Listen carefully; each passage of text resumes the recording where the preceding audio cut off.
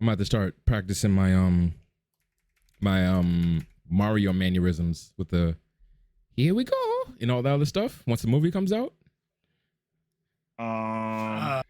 No? Or I mean, he's gonna be in the film, so cool. I wanna talk like him. That's all. You want to talk like Mario? Come on, we've been listening to it essentially all of our lives. Like you never wanted to get one out real quick. Talk just if you're gonna be Mario, then I'm gonna be Yoshi. Oh no, we got to switch places now. That's my character. No, you made your decision. You made your decision. You a bully. Yeah, I'll take Toad. I'm cool with Toad, bro. I'm cool. I'm a bully. Yeah, because you knew that I was gonna choose Yoshi once you mentioned. You came up with this whole thing. You opened with this. Yo, you cast yourself. All I did was just choose a position. That's it. All right, can we swap? Because you even believe in you use Luigi, don't you?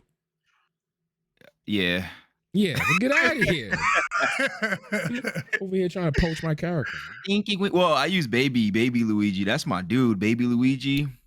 Yeah, baby Luigi. You use both baby characters on and for those that aren't aware, talk about Mario Kart Double Dash. The only Mario Kart that he'll put his hands on for whatever reason because he's scared of 8. Bro, I played 8. 8 literally makes no sense. It doesn't. People pass you for no reason in that game. And you have no control over the drift. None whatsoever. No, they pass you for no reason? It don't make sense. It's like, how? It's just like, how? You want to get a game? Because we can get a game. I don't want to get a game. You don't want to get... You wait a minute. You don't want to play that game? Double Dash, I have my time. I have my fun. No, I'm talking about 8. Oh, I play it right now. It's still on my Switch. Do you see what I'm saying? Why are you so hype about 8 but not Double Dash? Because I actually have it. To Double Dash, that's an involved process. Like I would have to get the materials in order to play that game. We could play Double Dash. We could play Double Dash. Did we ever figure that out? I don't think we did.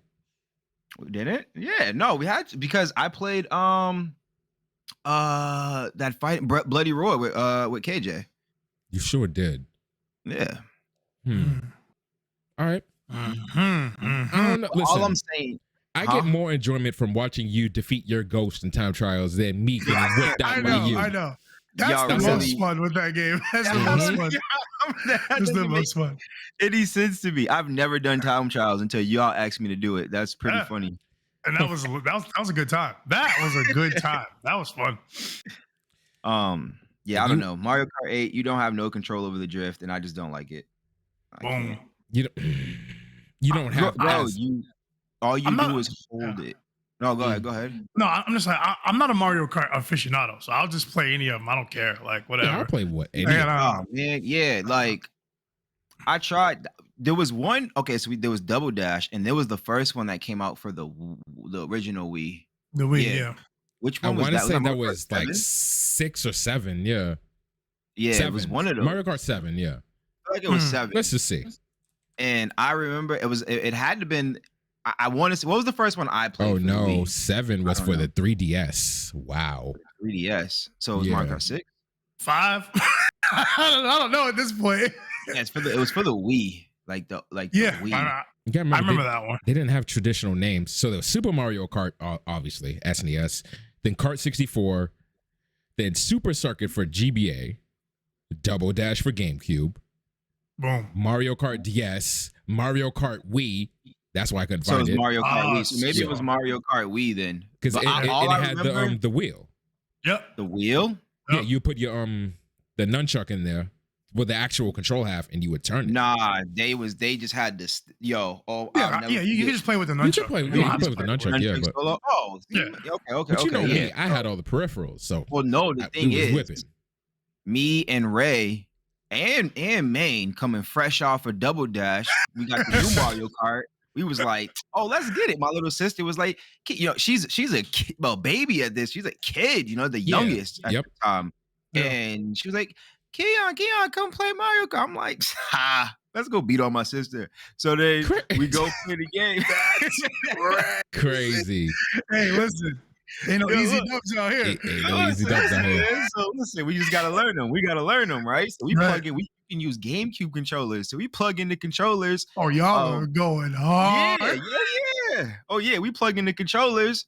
And we playing the game, and my little sister just swinging these little nunchucks around like, yeah, look at me. And we are pissed off because we're in last place with the controllers, and she's swinging around these stupid nunchucks, winning. And I'm just like, yo, how are you doing this? How are you beating me with these stupid sticks? Oh, I was so upset. From Taekwondo Mills. Fun fact, if you have Mario Galaxy save data, I never even get to play as much of that game as I wanted to.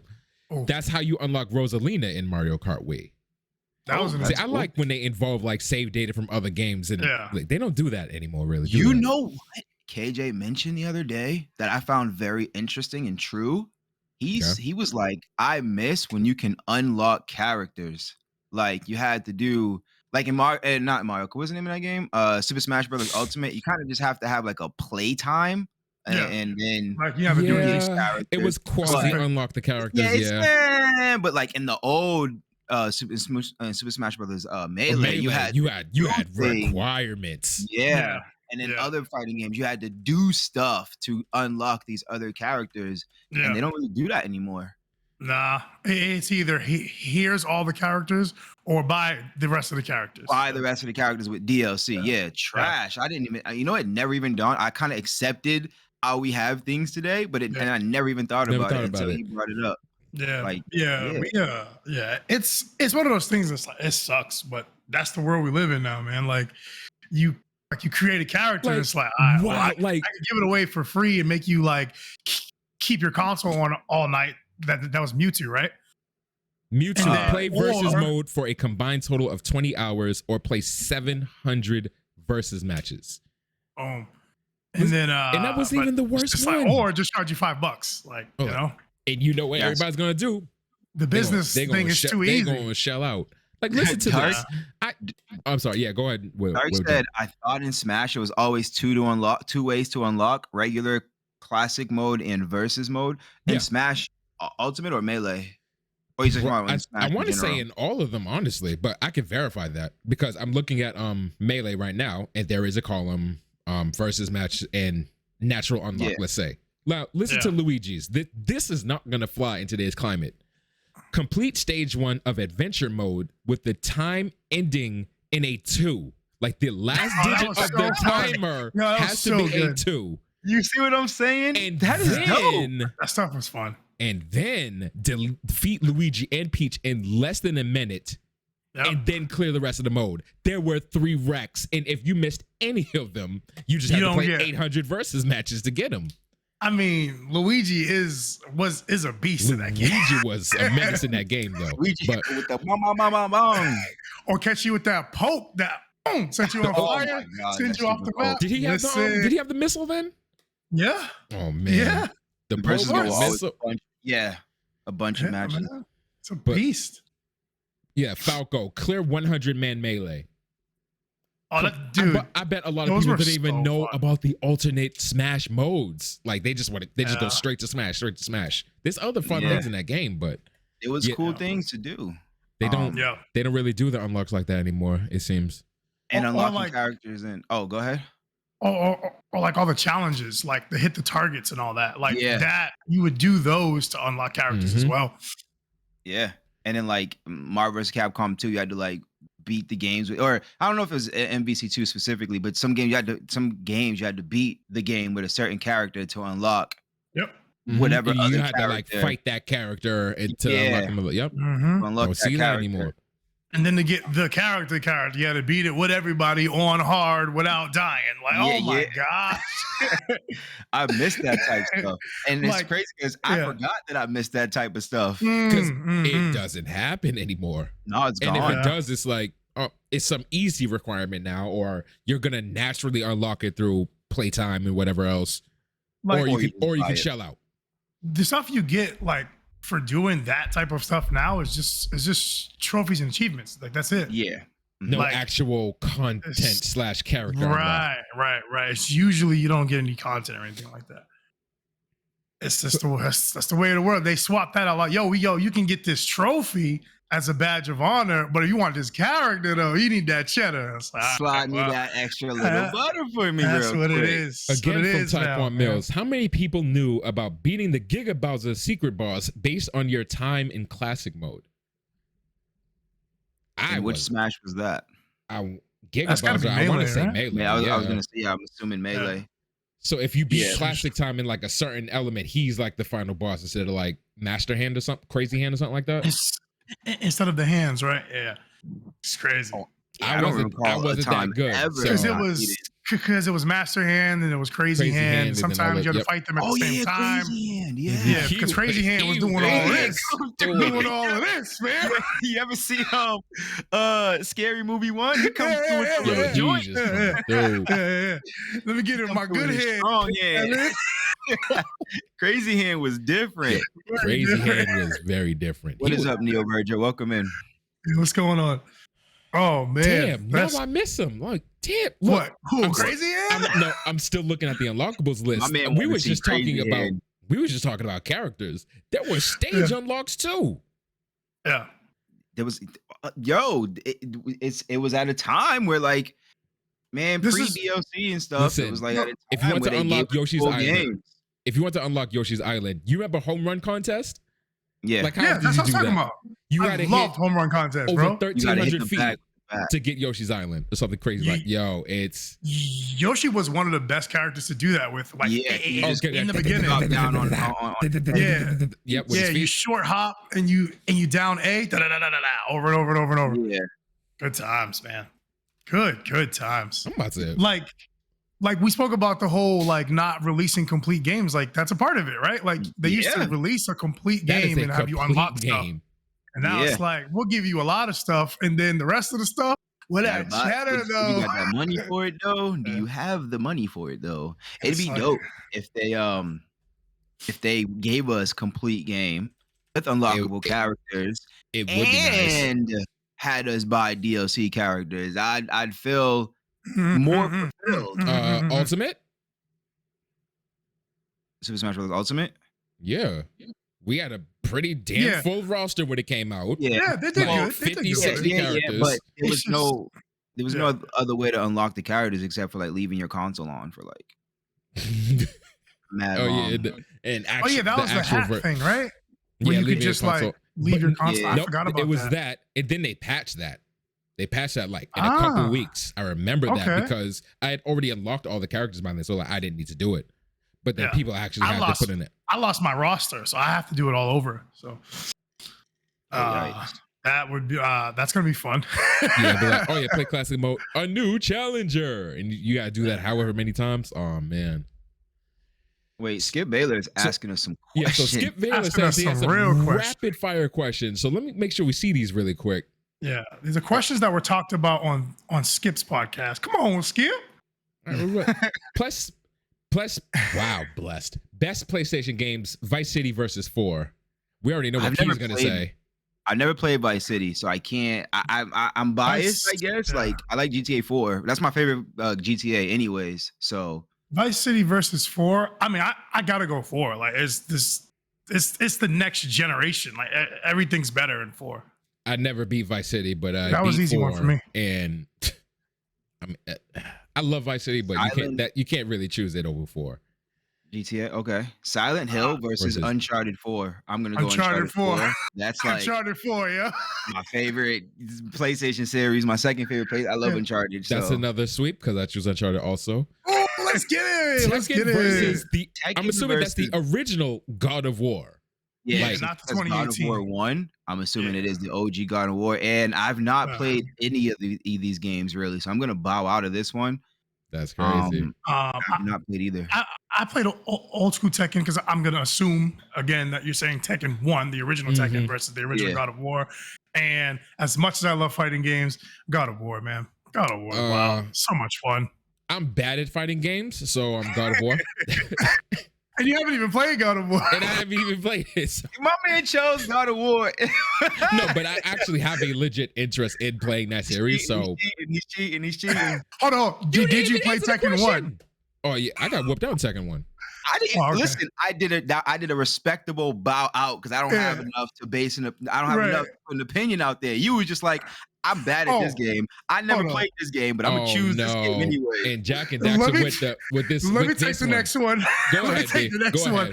Jack and Daxter series versus Ratchet and Clank 1,000 times to 1, bro. Like 100 to 1, 100 million to 1. I have to bow out of this one because I did not play either. Daxter versus Ratchet and Clank. You know what's crazy? Main had so many, and I was, I was so different. Neo Virgin with Jack and Daxter.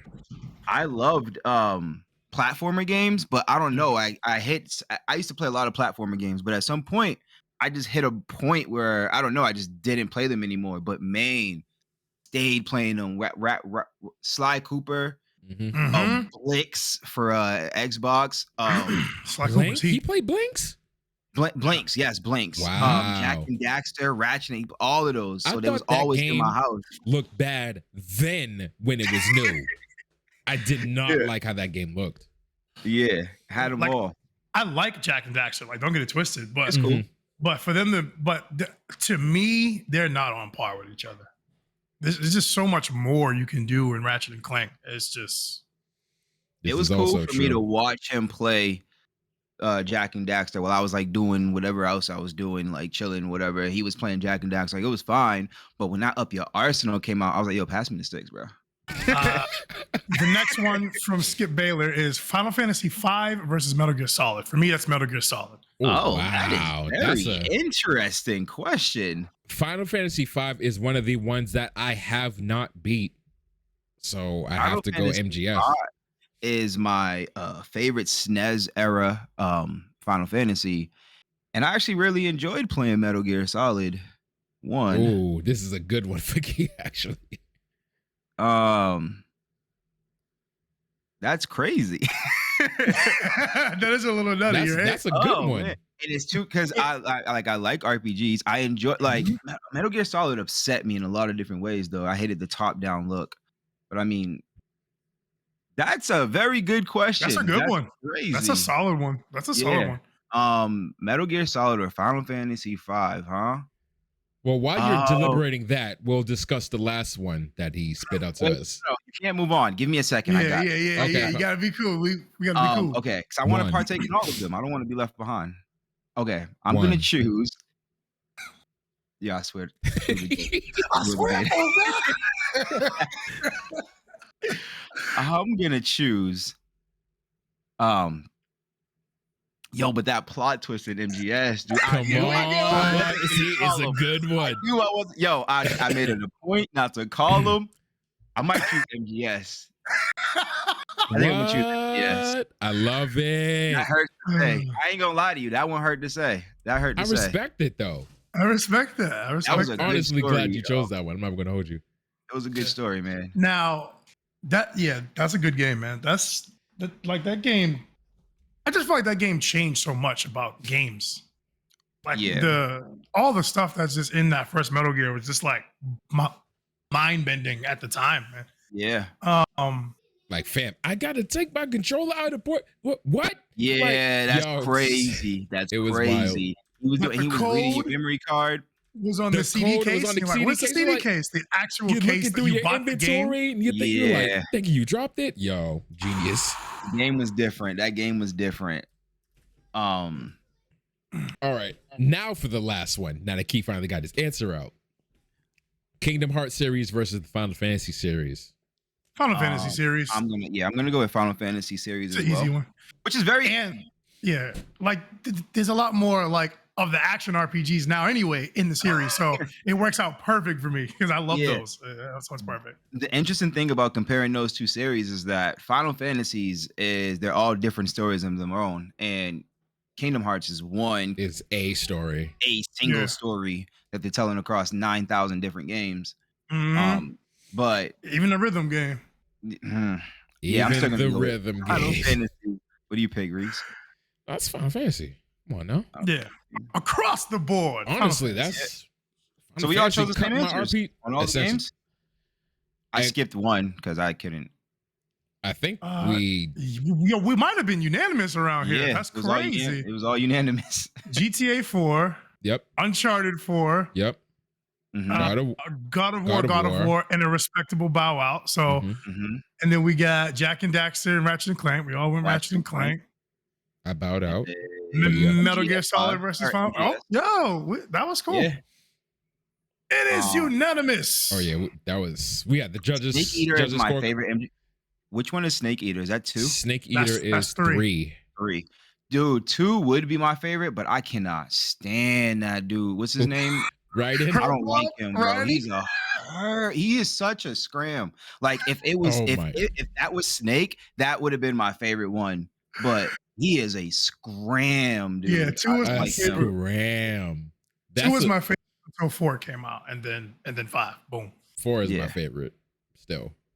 I think even when I do finally get around to finishing 5. 2 is dope. 2 is dope. And that battle, oh man, that battle at the end, oh my goodness. That is a battle of attrition if I ever had one. That was a good time. That was it. That was Wait a minute, you think favorite. That was more of a battle of attrition than the end of MGS 1? I mean, it was 2 robots, and then you fought old boy. Yeah. I had to fight 16 robots, bro. 16 robots, 16. Old boy. And I could not die. That was a feat. Like, yeah, on the hardest difficulty. Oh yeah, that European Extreme. European Extreme. Oh yeah, that's the even harder difficulty. We have to fight 20 of them. It's 20 of them. Oh, you unlock that after you beat the game on hard? Yeah. Got it. That's per usual. Yeah. I didn't know if it was the hardest one available. I didn't know whether it was a subsistence thing only. It's probably a subsistence thing already. Okay. Like if you get the subsistence one, it's already open. It's probably already unlocked. You know. Yeah. Just go. But no, I like the end of that game. That was basically me and Dragon's Dogma when I ran up on that dragon in the forest. Just beefing. Oh my goodness! And you still ain't learned your lesson from that. You gonna do it again? You know I will. Fair enough. She. It wasn't on purpose, man. Shoot. Yeah. But if he's but those are some quality questions, Skip. Appreciate that. That was good. That was actually really fun. I enjoyed that. We're gonna need something a little harder though, so that you can break the unanimousness amongst us. Yeah. We gotta break that. Also, Kingdom Hearts isn't a single story. It's not even a story. It's a narrative poop. A narrative. The story makes no sense. It doesn't make any sense. But at times, it can make you feel things. It does. It's a. I don't know. I don't understand what's going on, but the pieces and parts that you can pick out can be really beautiful. You know what I'm saying? It's yeah. There's a lot of time. I feel you on that. Yeah. It's like, it's especially the way it started. Like Kingdom Hearts 1, like that story was so good. Yeah. And then like you get to 2 and like, they're adding more dimensions, and then you get to 3 and you're like, huh? There was 5 games in between this, and now there's more dimensions. Like what? That's a lot. My biggest beef with Kingdom Hearts 3 is that if you didn't play any of if you just played Kingdom Hearts 1, 2, by the time you got to 3, you were like, who are you? Where are we? Why do I look like this? Who is that? Like, what is going on? Like, none of it makes any sense. None. You just go 1 to 2, you're like, I need to read something real quick. You know what I mean? A little informational you pamphlet go and all this 2 to 3, bruh. You need a pamphlet. You're spanning several generations. You're spanning different manufacturers. You need a pamphlet, bro. You need an atlas, is what you need. There's a lot of information in between that. Skip Baylor, to answer your question, my t-shirt says Hot Mulligan. Oh my god. But yeah, no, it literally makes no sense. You got to play too many different games to just like get the full gist of the story. And I feel as though even if you do play all the games, you still really don't really know what's going on, really all that. I remember when 3 was coming out. I was like, yo, let me watch this little thing. Yep. Actually, Maine put me on. My brother put me on. I was like, yo, you should probably watch this. I was like, you should probably watch this. Okay, respect. I watched it, and they lost me at the beginning. At the beginning, he was like, yo. At the beginning, it was like, there's some super powerful mage dude. Okay, cool. I'm following you. He got older. Okay, I'm following you. So he put his eye in a sword and gave it to somebody so he could see the future. What? That's a boom. Now we in the Kingdom Hearts realm, baby. Yo, the moment any sense. Yo, the moment there's like one inkling of something that could have been written by Grant Morrison, Kingdom Hearts has started. Like, what? Oh my goodness. I'm like, okay. Yeah, man.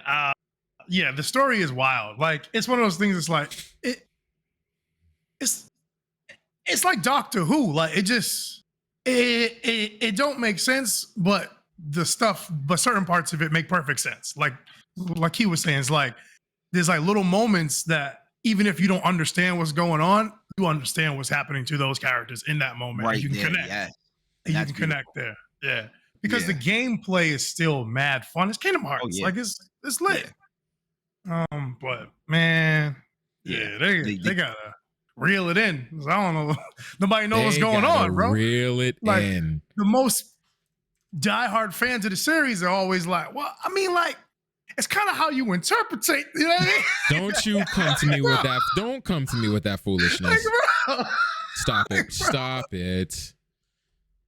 Oh man, it's a lot. It's a lot of moving pieces in that story. It's a lot, man. Y'all are kind of intimidating me. I don't even know if I want to learn it anymore. It's no, dude. Listen, honestly, I didn't learn it. Like I played one. I didn't learn it. In a Chain of Memories, I played 2. I watched a 45-minute recap, and then I played 3. Like that was it. Like, I wasn't trying to play all of that in between all of that other stuff because it was too much. It was just too much.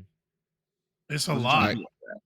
It's a lot. And then when you get to 3 and you see all these people, you're like, oh, there's even more. Dude, I need to go play some other games. Names on you and these people like that did these people, dude. I promise you, the people in Kingdom Hearts 3. There was no mention, they were non-existent in Kingdom Hearts 1 and 2. There was none of that. Like you don't know who these people are. You don't know them. You don't know them. But when you see him, Sora turns up. Yo, what's good? It's been a minute. I'm saying, everybody knows what's going on, but the player. Everybody's dapping 1, 2, 3. You're like, how they know all these like super personal daps? Like they've been friends for like 20 years. I played all the games. It's like, well, you didn't play all the games because they're all canon. It's like, oh, dope. Even the rhythm game. Even the rhythm game. The most recent Switch rhythm game is canon. Glenn said they existed. You just didn't know they did. Right. Yeah. And then, it's just a lot, man. Like, and I played a couple of the ones in the middle. Like, I played Chain of Memories, and then I played the one with Riku and Sora when they go into the whatever, and Sora loses some things. We'll say that. And I played that one. That's it. That's all I played. And yeah, man, it's Dream Drop Distance. Oh yeah, 3D. Man, I appreciate you. Got it. But that's it. Those are the ones I played. 3D. That one had a lot of hype coming out on it. I just played Chain of Memories, and that game was fire, dude. I enjoyed a lot of Chain of Memories. Chain of Memories is fire. That's the card one. Yeah? I enjoyed the card one. I enjoyed Chain of Memories so much. I didn't even think about. I didn't think about this. I didn't realize this until somebody told me. The last boss, that I remember playing, it was Riku. Riku has to fight himself. That's the final boss. Mm-hmm. But somebody told me that that's the second playthrough. Like you first beat the game with Sora. You go up the thing. You go up the tower with Sora, and you go down the tower with Riku. Yep. And Riku. So I like the game so much. Apparently, I was on my second playthrough of the game. Like me too. Dude, like I enjoyed that game so much. Chain of Memories was so fun. I love card game battle systems. And I think it was Glenn just mentioned the Rechain of Memories. I didn't even touch that 3D one. The 2D one was brilliant. I didn't even need all of that. I didn't need all of that. The 2D one was money. I didn't know it existed until people brought it to me like, oh, I played the one for PS2, I think, or PS3 or something. And I'm like, how? I'm like, oh, what? I played mine on GBA, bro. Like, I don't know what version you had, but I had the OG. Like, apparently, its normal version is supposedly harder than KH2's Critical. What normal version of who? 3D. Oh, it's harder than Kingdom Hearts 2's Critical. Yo, I never played. Which one is it? Glenn. No, I just want to make sure because I saw you mentioned it. I never beat or fought against Sephiroth in Kingdom Hearts 2. So BBS. I didn't know. Kingdom Hearts 2 Sephiroth was a good fight, but it wasn't compares to Sephiroth in Kingdom Hearts 1. That's one of the best fights ever, like ever. It's one of the best fights. That fight probably made me the man I am today. Like that fight is probably the reason why I don't mind going out and fighting like the strongest enemies or whatever, because that fight was, this is no exaggeration, no fluff, no any of this mess. That fight was literally a rite of passage. Right. Like people legit looked at you different if you defeated him. Cause it was that hard. I'm looking at you if you didn't even fight him. Like, yo, you beat the game, you fight Sephiroth? No. So you can go back. The final fight versus Ventus in Birth by Sleep is ignorant. That comes from Glenn. Yo, that's wild. Is ignorant. Oh, I love it. That's good. Yeah, I'll give Kingdom Hearts one thing, which is kind of controversial to say, but it's the truth if you think about it. It's unfortunately not really a true milk. And because every game that they release is a new story, aside from like the collections that they gave us, but every game that they put out is a new story, a new part to the story that they're telling. And they usually like tweak the gameplay style. Like they're always trying something. They always giving you something. There's a rhythm game, a card game, is everything. Yeah, they switch it up a little bit. Whereas Final Fantasy VII Remake, that's a telling of a game that's already been out, a story that's already been told that they are selling in multiple parts. Right. So that is what I would consider a milk more so than Kingdom Hearts. Yeah. But I mean, it's right. It's like they're definitely getting at them pockets by making all these games. They can stop making Kingdom Hearts games anytime now. Just close that story off anytime now. Yeah, we waiting for you because we have to tally up all the. Listen, this is like a 500-hour story. It's kind of crazy. Might as well be. No story should take more than 40 to 60 hours to tell. Kingdom Hearts took a little bit more than that. A little bit more. Yeah.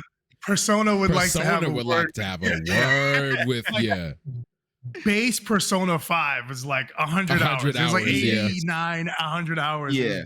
Hold on, what's this from Taekwon? What scared me from playing that game, honestly, dude. Whose plot makes less sense, MGS or KH? MGS. No.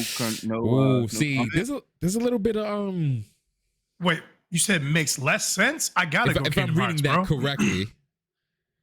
Yeah, which plot makes less sense? Oh yeah, MGS or Kingdom Hearts? I have no comment. Dark Ungodly says both are getting pretty convoluted though. One's done. One of them is done until further notice. Until some miracle happens potentially. Because as it stands, 4 is the end. Mm-hmm. That's it. That's it. Yeah, it's done. It's closed up.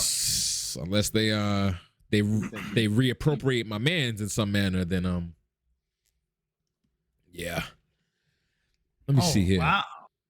So from Pilot, what is wrong with my chat? That's one of the reasons why I never beat Persona 5 at Overstayed Its Welcome. Got about 50 to 60 hours in and just turned it off with no intent on ever picking it up again. Listen, if I put 50 to 60 hours in the sun, you best believe I'm completing that. Yo, so relatively recently, right? Probably last month or maybe a couple weeks ago. I during my stream, I was like, yo, let me just see what this P5 is about. I had it. Let me just see what this P5 is about. So I turned it on and I played the very first part. I played like I got to the first fight. Mm-hmm. The first thing that I noticed is that like the intro music was not feeling it, because that battle music is such a banger, such upbeat slap. Like that when the game turned on, the entry music was so slow, like slow jam or slow jazz, something like that. I was like, oh, that's not what I wanted. But so anyways, but the actual game itself was pretty fun. Like I only got up to that first fight, but that fight was dope. I was like, oh, and then the battle music, I was like, ooh, never seen it. Trying to tell you. Yeah, but then it's like 100 hours minimum, and I'm like, all right, yeah. That part was fun though. I took my time with that game. Like, that game took me like a year to beat, like 6 months to beat. I took my time, like and I borrowed the disc from Toad Sage. So he was like, oh, yo, just let me know when you finish it so I can go back and plat it. I'm like, I bet. I was like, 1 year later, here you go, bro. He's like, bro, I just bought Royale. You can keep it. All right. I'm not trying to do that, man. I can't. Yeah, that's too much. That's too Welcome much game. to the sunk cost fallacy, only for time instead of money. The sunk cost fallacy. I'm sorry, kid. Now just reading from what Pilot said, because curious as to what, going off of what I said, if I'm spending a certain amount of time, I'm going to finish it. The sunk cost fallacy describes our tendency to follow through on an endeavor if we have already invested time, effort, or money into it, whether or not the current costs outweigh the benefits. Oh, that's facts. That's true. Oh, yeah. Bro, I will drop something like a bad habit. I will not waste my time if I'm not having fun. I will let it go. I would say, listen, if it took you 60 hours to realize that, like, hey, I mean, but like when it's over, right? Like, you know what I mean? Like, if you're in a bad relationship, you should just leave it. Like, you should just be, all right, blah, blah, blah. I'll see you later. Like, that's it. Like, you should. Now, now P5, right? Okay. I have a question because I played Persona 3. I don't know how long it took me to beat that game.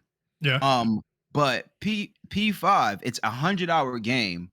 How much of that is like relationship stuff? Because it is a relationship game. So how much is that you eating ramen noodles and going to school or whatever? Like, I don't know the story. You know what I mean? Well, you go to school every day, but if you talk about like, go to the mall to hang out and try to build into relationship and all that stuff, you ain't got to do all that.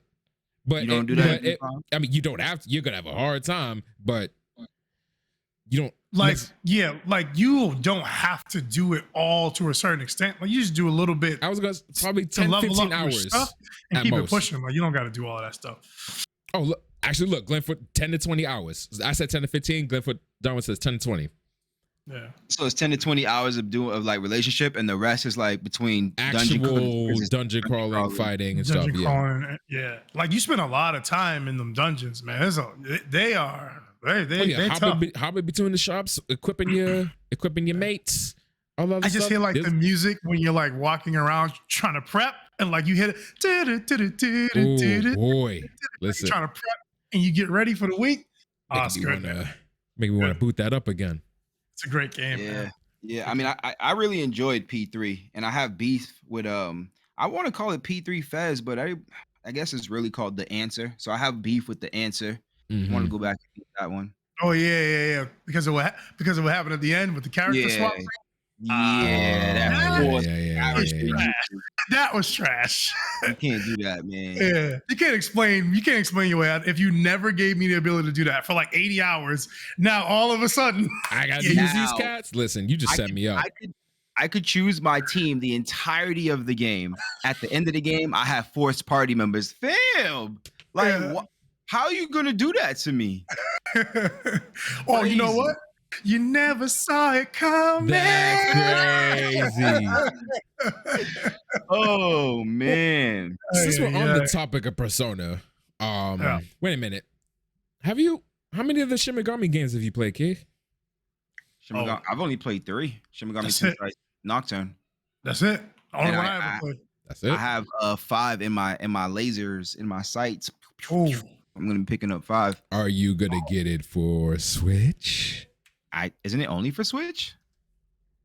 I was trying to. Oh man. Nah,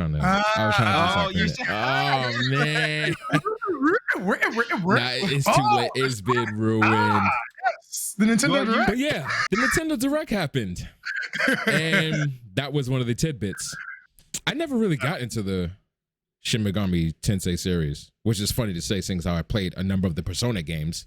Yeah, but never played them. So yeah, be cool.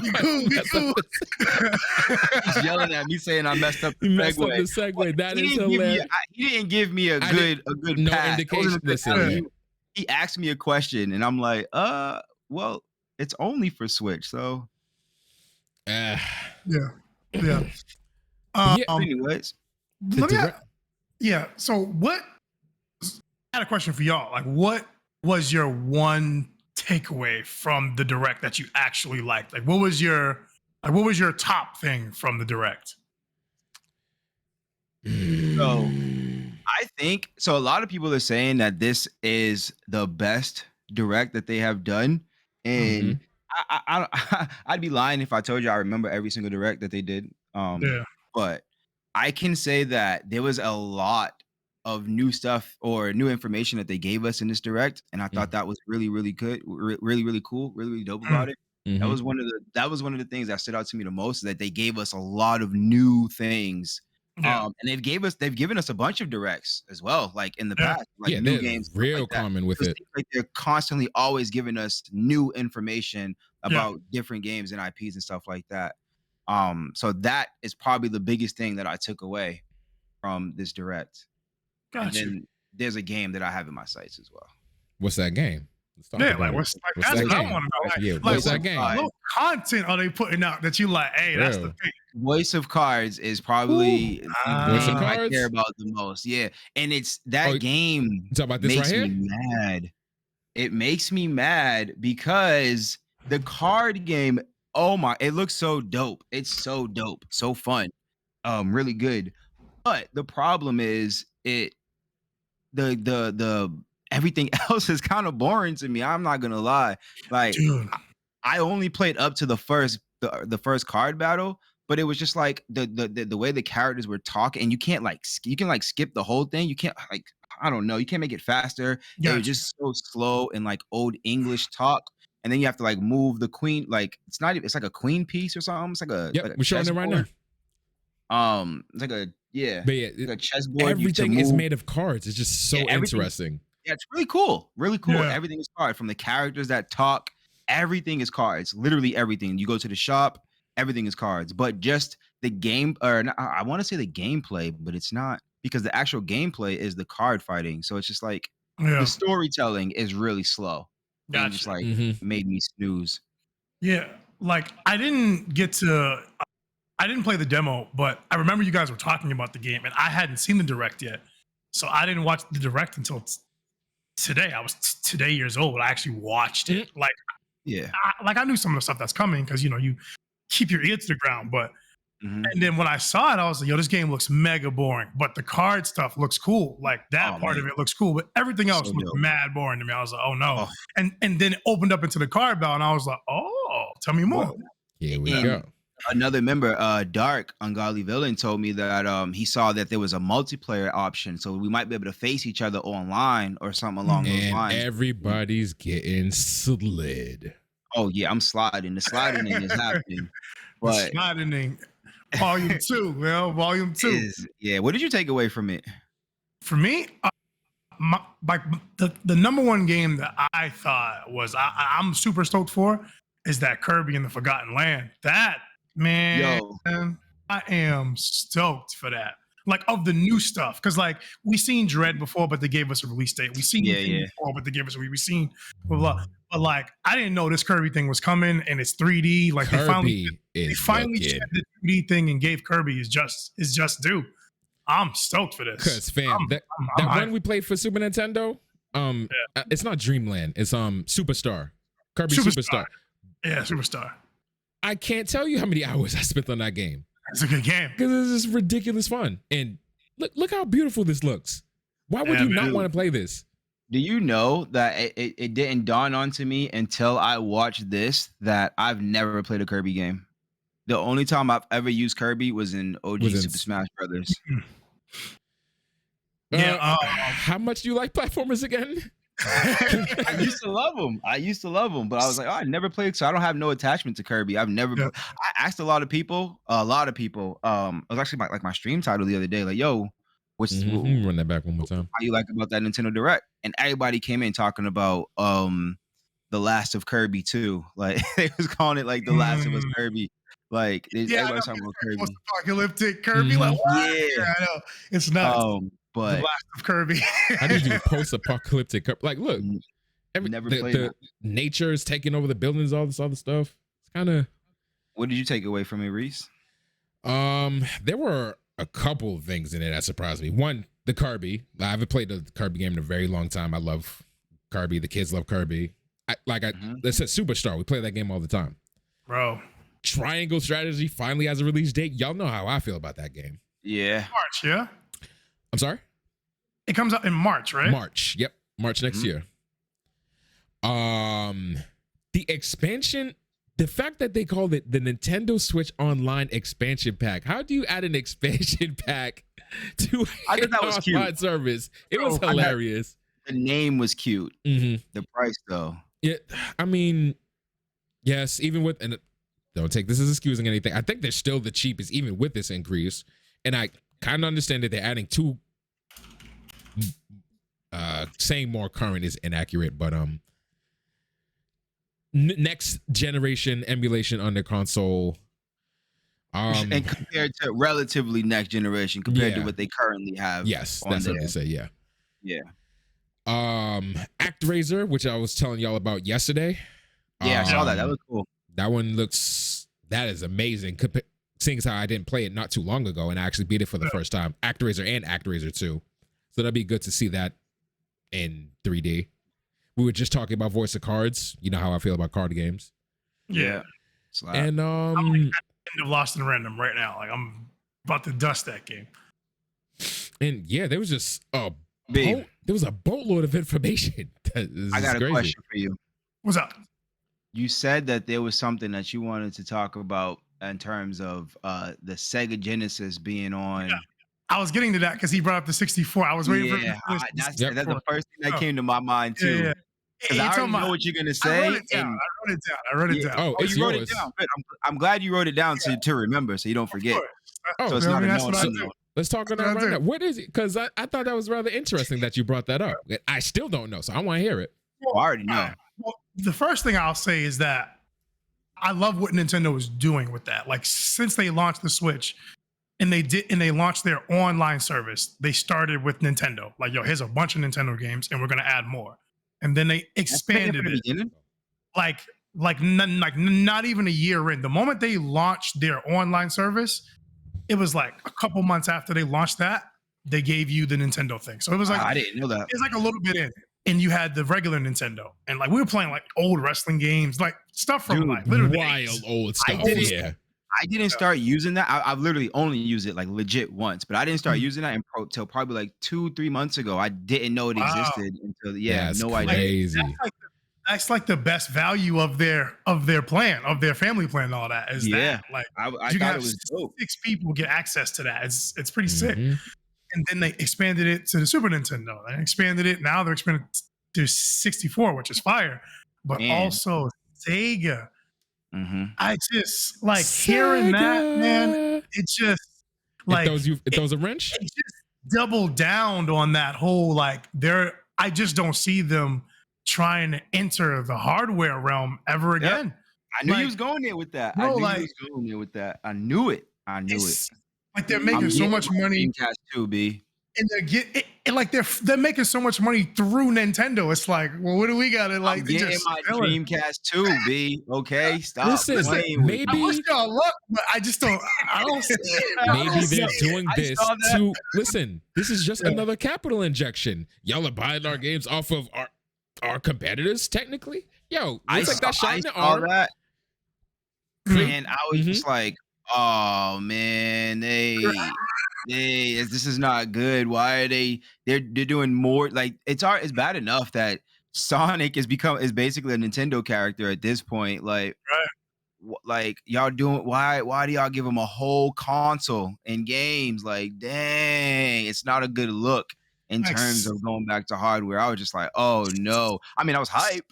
Yeah. I'm not gonna lie. I low key, mid key want that Sega Genesis controller, but man, when they put the GameCube stuff on there and they team it up with Dreamcast stuff, it's a wrap, bro. Oh, if Dreamcast stuff, that is finito. They definitely. If Dreamcast goes on there, it's over. It is over. Yeah, that's dead.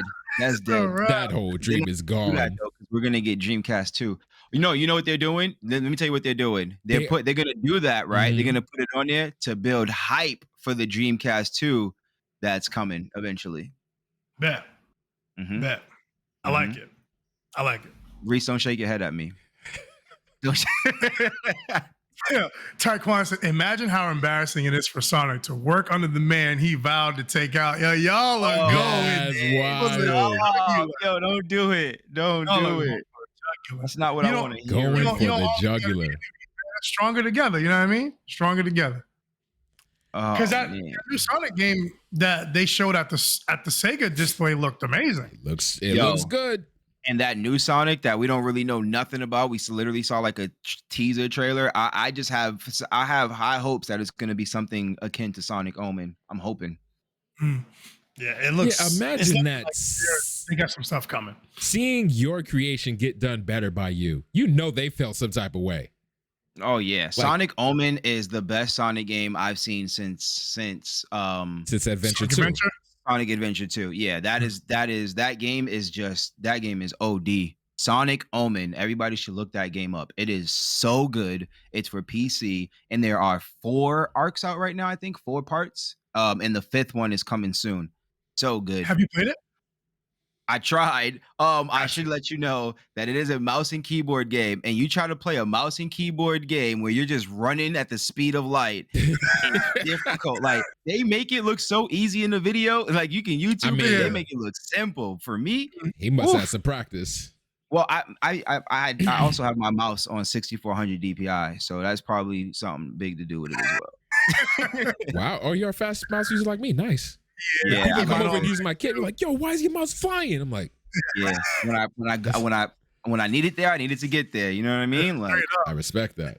It's crazy now. Like whenever it's on like speed 1 or speed 2, it's like it's too slow. I'm like, "Yo, too slow." Yeah, it's too slow. Yeah. I said something interesting. I'm just waiting for either Microsoft or Sony to buy Sega. I think it would be Microsoft if anybody, to be honest with you.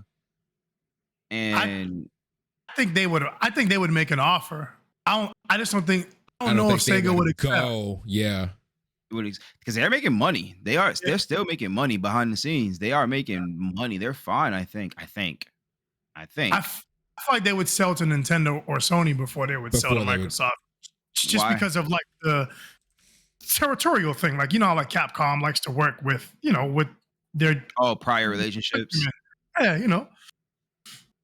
Yeah, like that's kind of how like Nintendo and Sony will usually stay closer to the cheek, like they'll, as opposed to. But I don't know.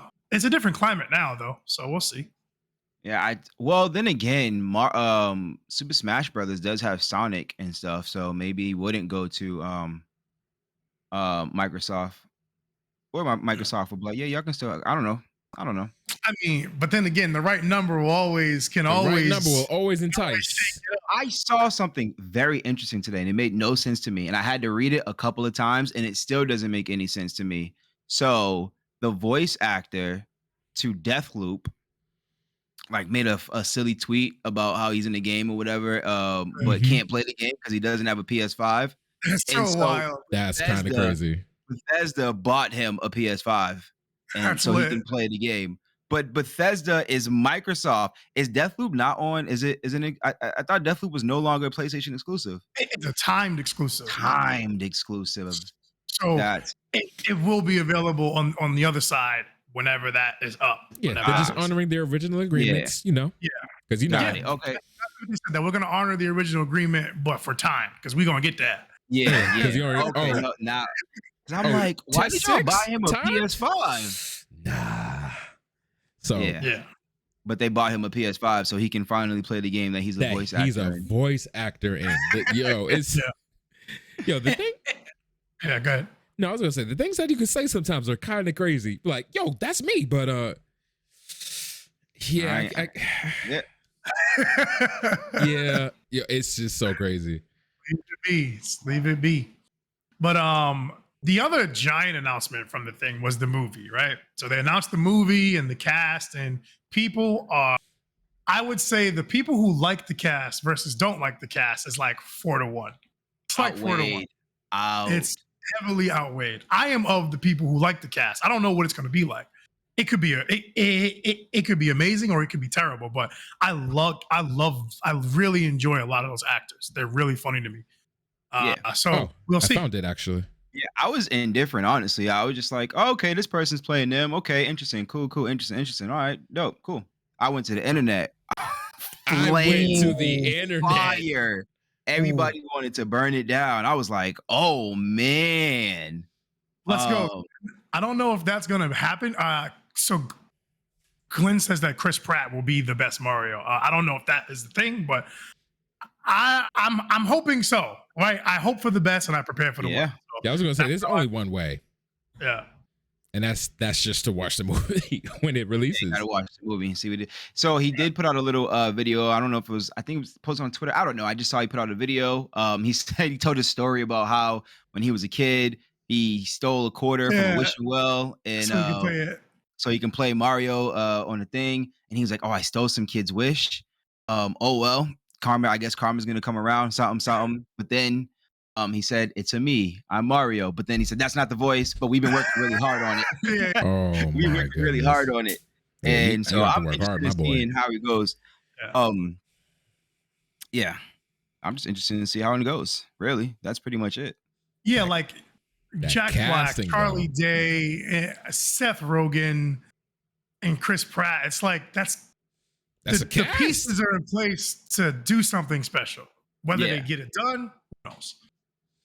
As far as casting goes, like the actors themselves alone, aside from what they could potentially do to the movie, the actors themselves are some great actors. Right, we got Fred Armisen's in it too. Like that's just, I didn't even know Fred Armisen was in the film. That is amazing. Who's Fred Armisen? Fred Armisen is like he's a comedian. He's like this quirky. Have you ever seen the show Portlandia? Because that's like where he's like, no, I heard of it. No. Not so seen Portlandia is like one of those like kind of deadpan, but like it's a skit show. Like they do their own skits, but they're so good. They're so good. And yeah, he's a super funny dude, and he's a great writer. So this is who we have everyone here. So Chris Pratt as Mario, Charlie Day as Luigi, Anya Taylor-Joy as Peach, Jack Black as Bowser.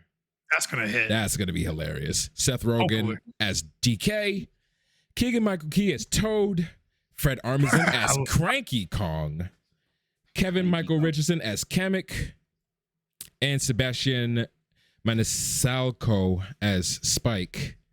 Yo, Viva La Dead. I'm surprised Dwayne Johnson isn't in the film. I'm so glad. I'm happy too. Johnson. Also, that last guy looked like Steve-O. I'm not gonna lie. They could be brothers or something. Right here. Yeah. Skillet right there. Yeah. Might be his cousin. Oh man. But yeah, this is a rather interesting cast, right? Like this is a star-studded cast. You see this here? But, yo, Keegan-Michael Key is Toad, bro. Yeah. I can just hear him complaining to Mario already. Hilarious. Yo, Mario, what you doing, bro? Yeah, that's gonna be. But it's also gonna be an animated movie as well. So it's just voice acting that they're doing. It's all voice acting. Yeah, because I saw a lot of people saying, "Well, it's just gonna be a bad movie like the first one was." But the first one was like, but the first one was real live action. Oh boy, that movie was a trip. Let me tell you. Yeah, it was. That was a trip. Is a good word. What, that first Mario film? The 93 joint. Oh man. Oh that was a man. Movie. It was a movie. Hey, give me the Mortal Kombat over that. It was a movie.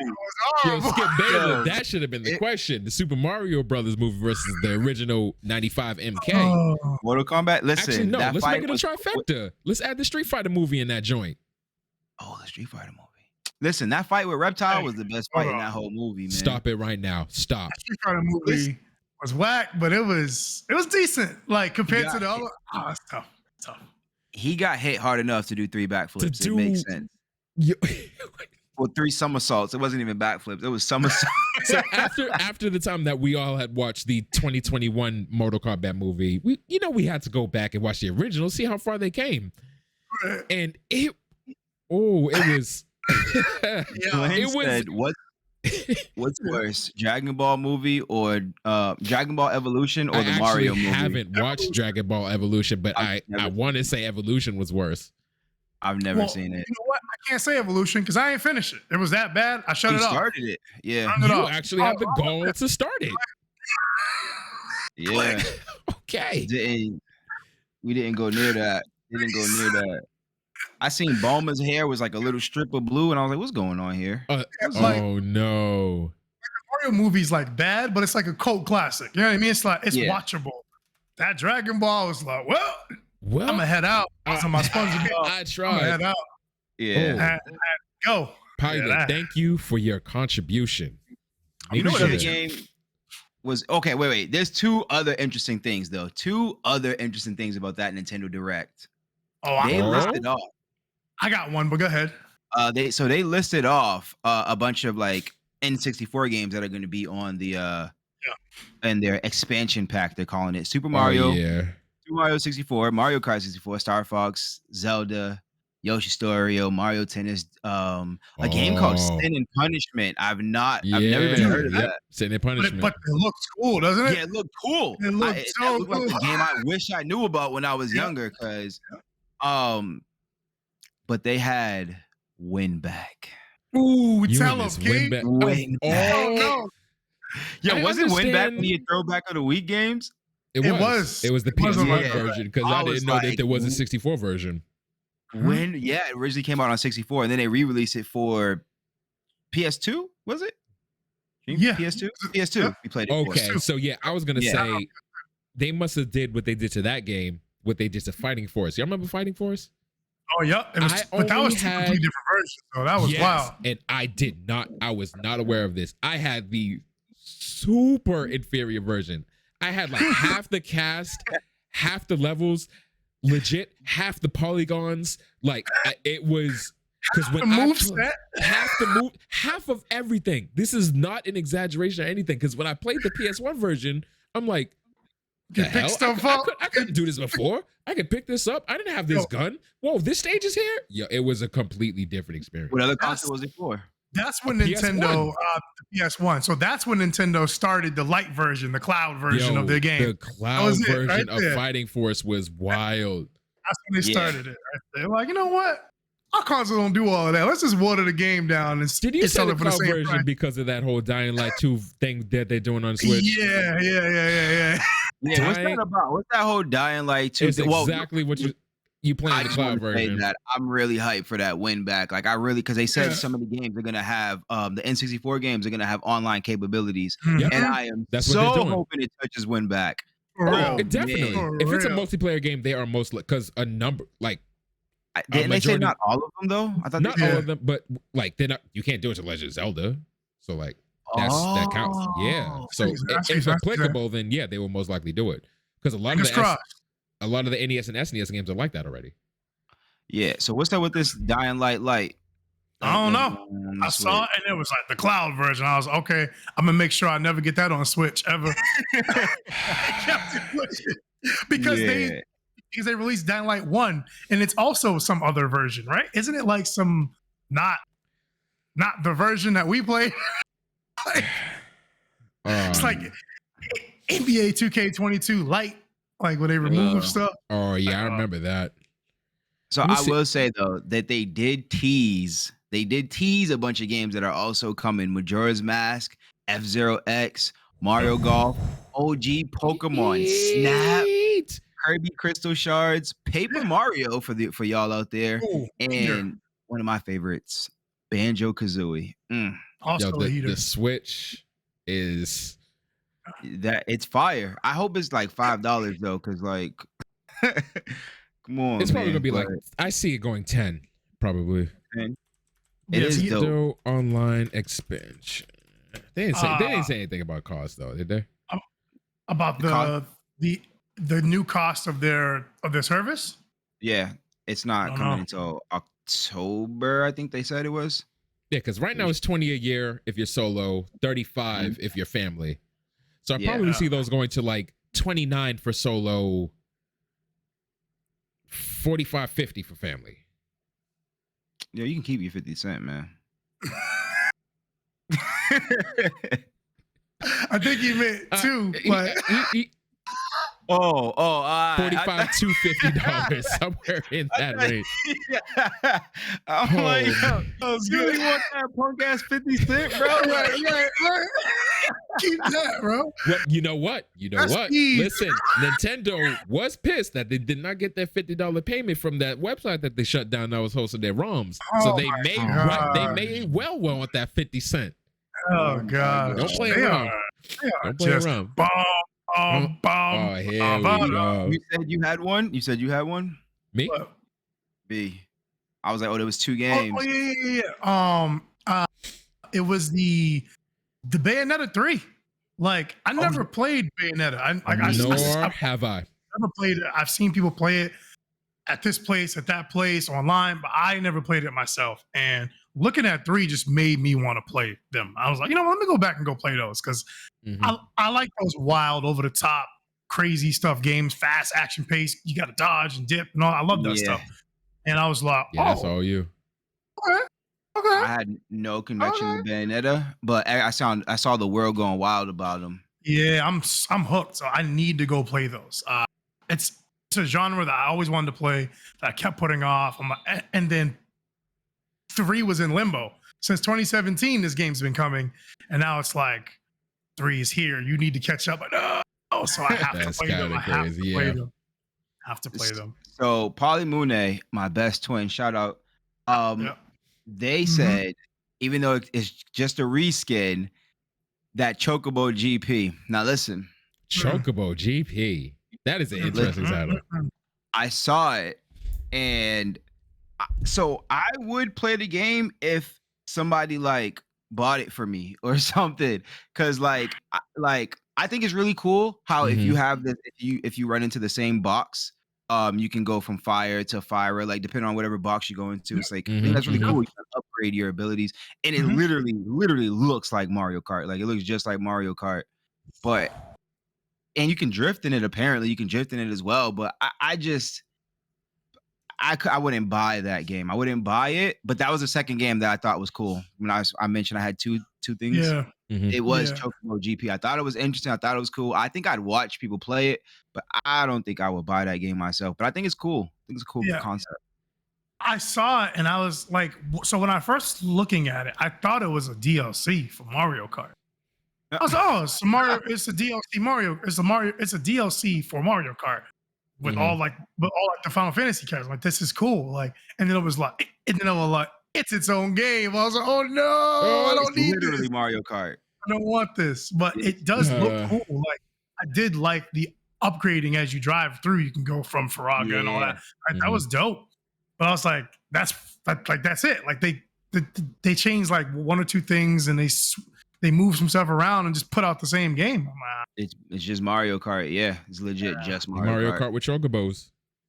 And I mean, man, if they give me Steiner and Zidane and Titus, I might be like, yo, how much might have the cup. See, this is how they get you. Let's just sprinkle a little DLC on them and get him.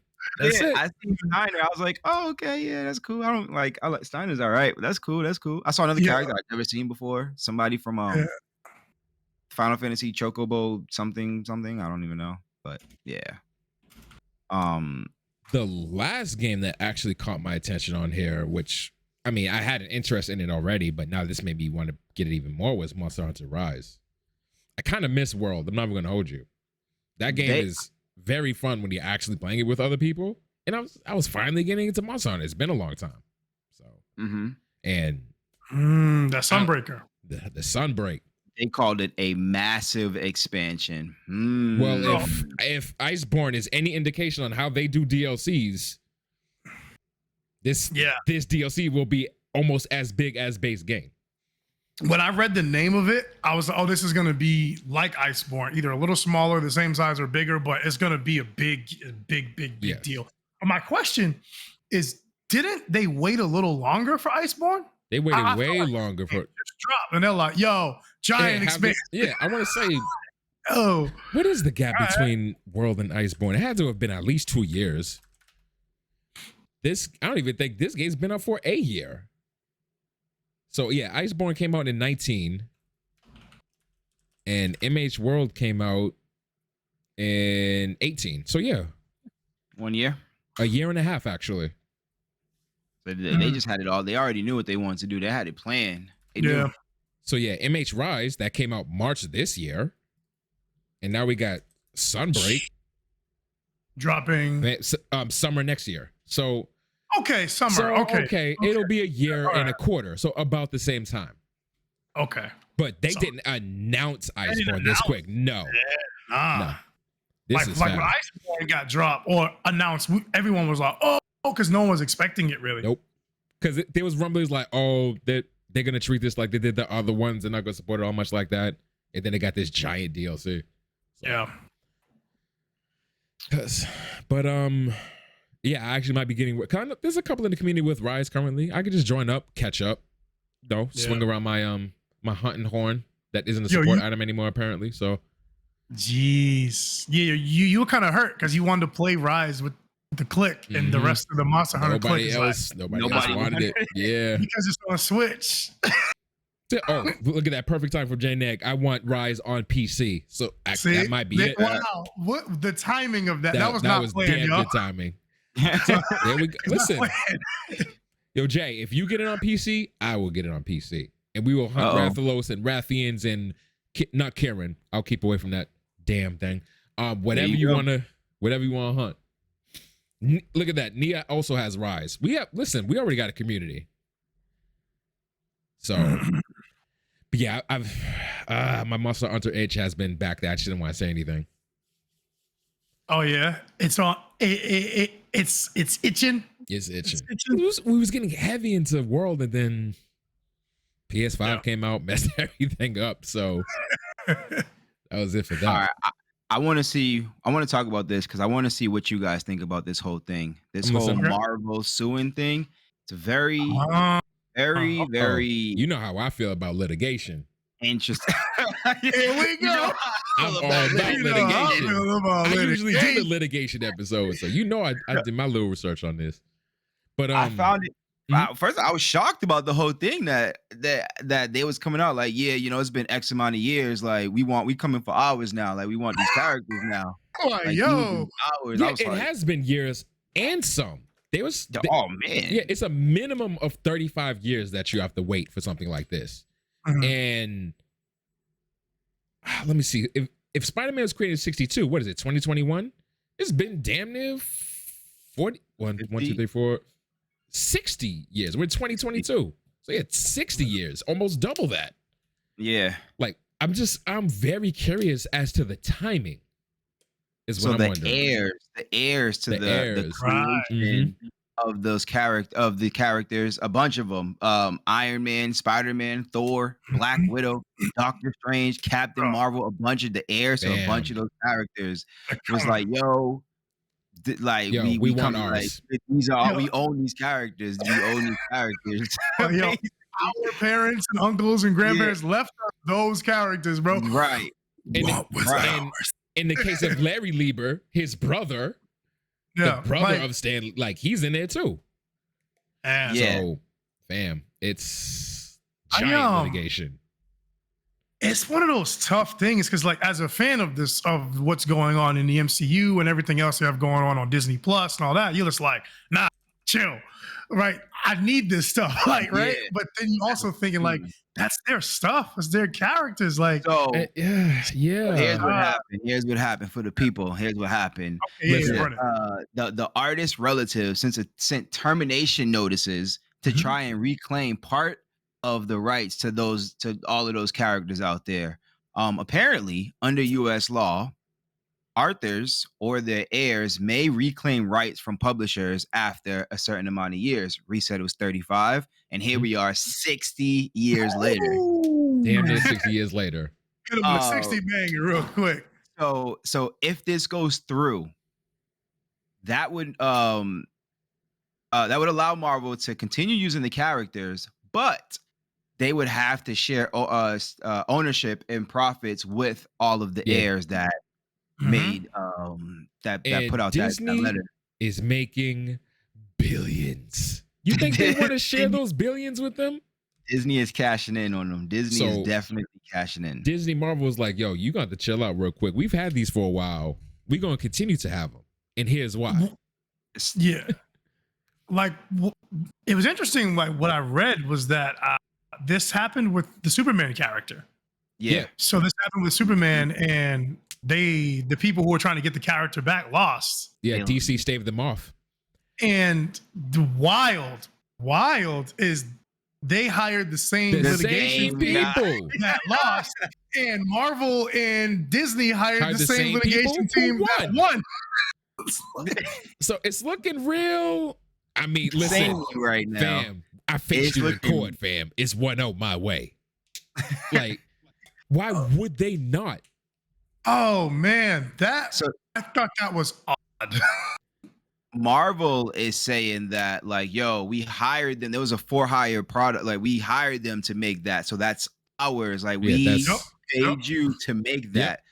You didn't make it and bring it to us. We paid you to make it, and it's ours. You know what I'm saying? That's mine. That's exactly. You remember the story I was telling, I want to say last week or even the week before, the company I work for, even though I write the scripts, it's theirs. Right. I was on your clock. I was like, I was on the clock when I made this, when I made this code, when I did whatever, I made this, but on your dime. So wait, Jay says the issue comes with how Marvel and its writers create characters using something called the Marvel method, which took place in one of the Marvel office between writers. And the issue also comes into place with how the people who created the characters were paid. If you research a case with Howard the Duck, it'll explain that the creators were paid for hire, so they own it. So who owns it? So Marvel owns it, right? Yeah, if you're paid the artiste. Yeah. If you're paid for hire. If you're paid for hire, Marvel I hired you to create for me. Right, exactly. Yeah. Like, that's like anything. Like this t-shirt I have on. Like, if I hired someone to do it, they made a product for me. Like this, it's mine. Like oh yeah, I just drew itchy and scratching on your shirt. Run that shirt. No, like this you made this for me. So something like that. Yeah. Right. So I don't think that they're gonna win this. I really don't. Yeah. The last two cases like it were lost, and I don't see anything in this one that sets it apart from the other ones to give them a leg up or any sort of leverage to win it. It just seems like they're making some noise to try and get some social media presence and maybe something like that to try and push it through. But I don't think this is going to go anywhere. I think Marvel and Disney are just going to be like, cool. Thanks for wasting our litigation costs for the year. Like, for the season, because they got too much fun. But whatever, just be gone. Yeah, I think they're gonna lose too. I think they're gonna lose as well. This whole work for hire thing.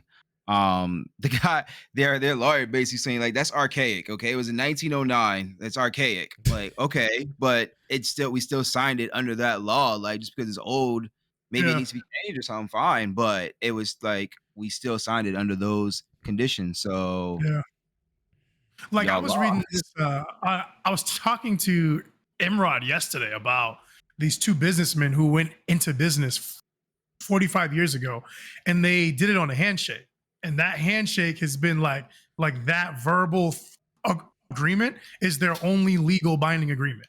That's it. Oh wow. And it's 45 years ago, and they're both millionaires, and they never did each other wrong. Like, it's just crazy how sometimes these old ways of doing a deal have lasted like 50 years, 40 years, 60 years. Nuts. Got that integrity in place. Man, so these deals don't be having integrity in place no more now, man. It's all about how much would I be able to make of him at the end of the day? The buck. It's all about the buck. Yep. All about the Benjamin. Let's see. From Viva La Dent. So Marvel has their ways of keeping their things since they nearly became bankrupt years back, and that's why they sold a lot of their assets things like Sony in parties. Yeah. They're trying to get said assets back basically since selling them. And it took something like Disney to come into play for them to strike a deal that pleases everyone. They were already on their way back before the whole Disney deal, but the Disney deal. But a Disney deal is definitely a nice little shot in the arm. Listen, if you're doing good, but you get a Disney deal, you're doing better. That Disney deal different, from man. Pilot, in regards to Disney, no one keeps assets under their control like Disney. They have been successfully getting the U.S. government to change copyright laws for the past 70 years. I mean, yeah. Lion King wasn't original works, but it's all good. The Walt Disney Corporation is a powerhouse. Don't mess with their copyrights. J Negative says Nintendo might. Nintendo right behind them, bro. They will get you for a picture on your website. No? Yeah, Nintendo, Disney. There's a few companies out there that will chase you to the ends of the earth for a trademark, copyright, IP, whatever. Don't touch that stuff.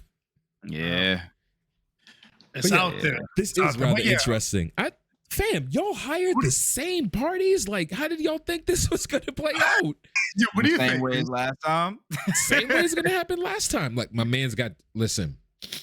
They're going to show up for coffee like, oh, so we meet again? They're going to get to the courtroom. They're going to look at each other. The judge is going to look at them and be like, oh, y'all did this before, huh? It's, oh, man. Yeah. That is a possibility. Evil and Dan, they're gonna be coming for you guys because Reese is dressed as Link on your poster. Chill out. He's dressed as Reese wearing a tunic. Yep. Yeah, come on, Link don't have dreads. Cut it out. Because Link we paid someone to make that for us, so that's ours. Yo, I dare you to come at us for our likenesses. Come on, guys. Yeah, come if on. Link has dreads in the next Legends, I'm gonna be upset. Yo, if Link has dreads in the next Legend of Zelda, we coming for that check. We are coming. We coming for that check. Oh yeah. You're right. Yo, that game is on the house for all three of us. Yo, for real. Yo, just imagine that. That would be the craziest thing. You stealing our IP. Yo, that's crazy. I'm coming through with my Darth Vader helmet. Yo, we want our stuff, bro. Real, we want our due.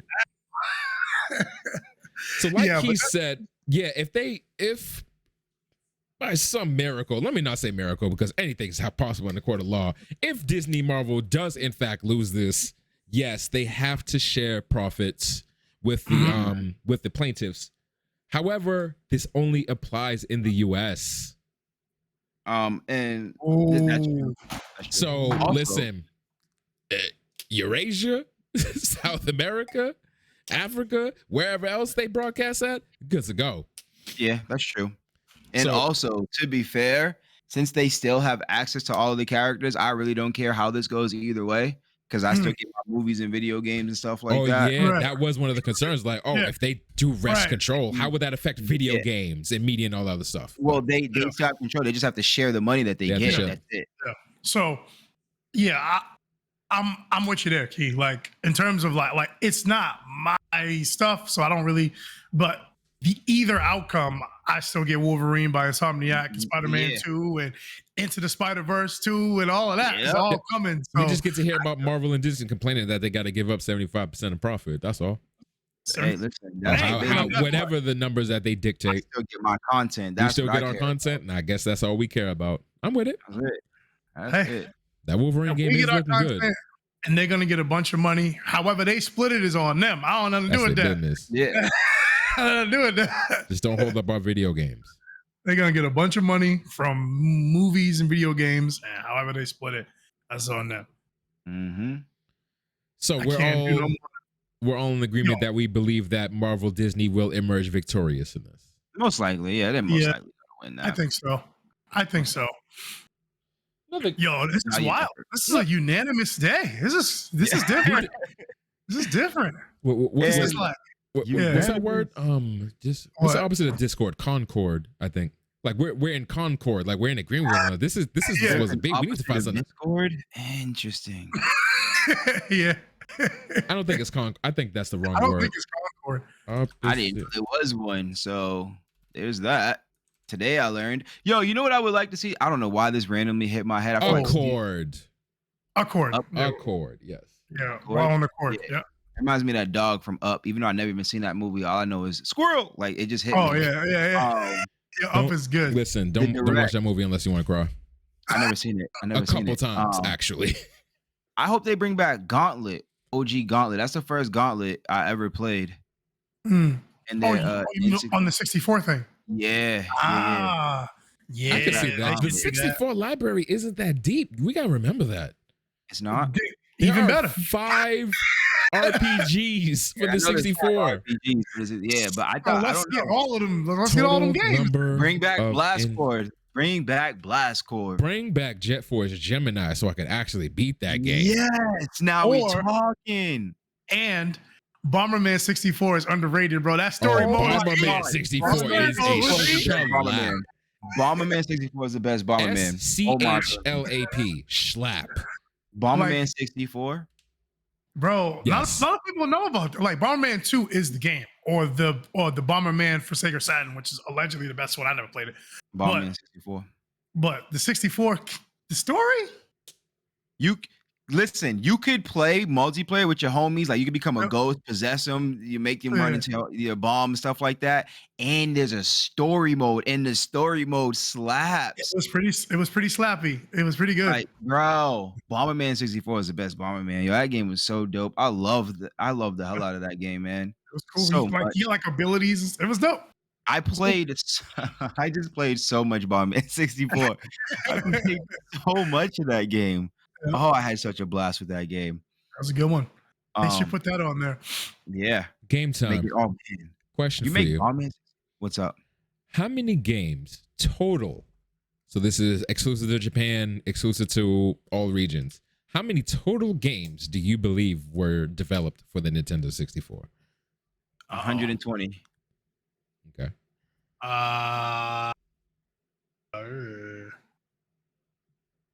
200. Okay. 200. Okay. So I'll give y'all its rivals. The PlayStation had 1100. Oh dear. The Saturn had 600. Yeah. Oh, I was way under. The NES had 768. The SNES had 725.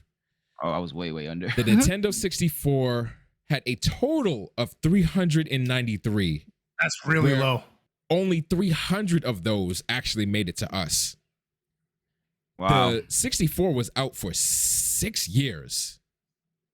So that's 50 games a year. Wow. 4 games a month. Yeah. And everybody talking about there ain't enough games today. There's so many games today. So many. Yeah. That's crazy. In comparison to the other ones, 300. Yeah, that's wild low. I mean, even if you count the ones we didn't get, 394 still ain't scratching the surface compared to the other ones. Man, so they could literally put the entire library on Nintendo Switch Online. How many games did OG Xbox have? Let's see if we can find that out. Because that thing came out after the PS2, but and then the 360 came out before the PS3. So how many games did that console have? I'm curious. I'd call Xbox like PS2 era, I think. Oh, I'd call it PS2 definitely, yeah. Oh, it's definitely PS2 era. I just meant that it's the fact that it came out after the 2, and then its successor came out before the 3. So it had the smaller window compared to everything else. So the PS1 had 1100. The original Xbox had 996. I'm saying? Wow. The 64 just wasn't, 300 games. I'm so intrigued. Games. Why was it so? Yesterday, I think it was yesterday. Or no, it couldn't have been yesterday. Friday, I showed people. Nobody knew this game existed, and I think this game needs a remake. Hear me out, y'all. This game needs a remake. If you go YouTube it right now, listening, Sub-Zero for the N64. Oh my goodness! I watched this game because I haven't seen it in a while, and I was telling him yo, we used to laugh at this game because of the way he fell. But if you if you actually watch somebody play that game, that game, like it's a side scroller and adventure game, but it has like, I don't know if I call it RPG elements, but it has achievement elements. Like you get a different ability, you unlock different abilities for the character and things like that. And it's a Sub-Zero story-based side-scrolling game. It's action adventure beat 'em up. Yeah, an action adventure beat 'em up Sub-Zero. Oh my god, so you just walking around with Bihan, just tearing cats up. Bro, you unlock different abilities for them. You set your ability that you want to use. Oh my goodness. It was for the 64. You freeze the floor so they slip. And they slip. Yeah. Oh, it was so good. Game was so good.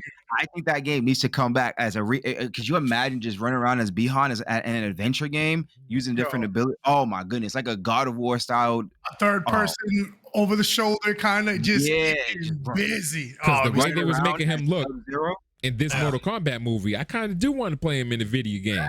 Dude, I'm saying, like, it was really good first time. That game was really good. It was a lot of fun. Yeah, Mortal Kombat could definitely open it up again because, like, now, like, you could just use Unreal 4 or 5, whatever, and just churn out some banger. Imagine how gory the fatalities can be now. Oh yeah, we need that. So good. And start putting some respect on my man's noob sidebot. Yo, for real, man. Just press up, down. Yo, just spam up, down if the other person doesn't know how to play. And your younger siblings or cousins are just pissed off because they can't do anything about it. Just a standing block is all you need, bro. They don't know that. They don't know that. They'll be like, they'll walk away. They'll try and crouch block. They'll try to jump. Like, nah, it's too late. Down up. Did they ever bring back Noob? No, they brought back Noob. They didn't bring back his down up, right? I haven't played the most recent ones, but he's definitely in the games though. Noob is he's brought. He's been brought back. I don't think he has his little back his down up. Come on, now that's too much. He might not. He might not. Oh yeah, there was a Mortal Kombat game with Liu Kang and Kung Lao. That was another one. I don't know how was that one. What was that one adventure like? Game? I don't know how adventure-y or what it was like, but they did have their own game together. I forgot about that. The only one that I played was that Sub-Zero one. Those are the first two games that I got for N64, Sub-Zero and Diddy Kong Racing. Boom. That's not a bad way to start. That ain't a bad way to start. Yeah. See, but there is something that can be said about the quality over quantity for the 64. There was a lot of heat. There was a lot of heat. Yeah. Like the Legend of Zeldas. And there's a lot of forgettable third-party games that came out for PS2 that you don't even you can just chuck it. This is quality over quantity. I mean, that's when we got Smash Brothers for the first time. So I mean, that's right. And Smash Brothers just tore everything up. So you won that.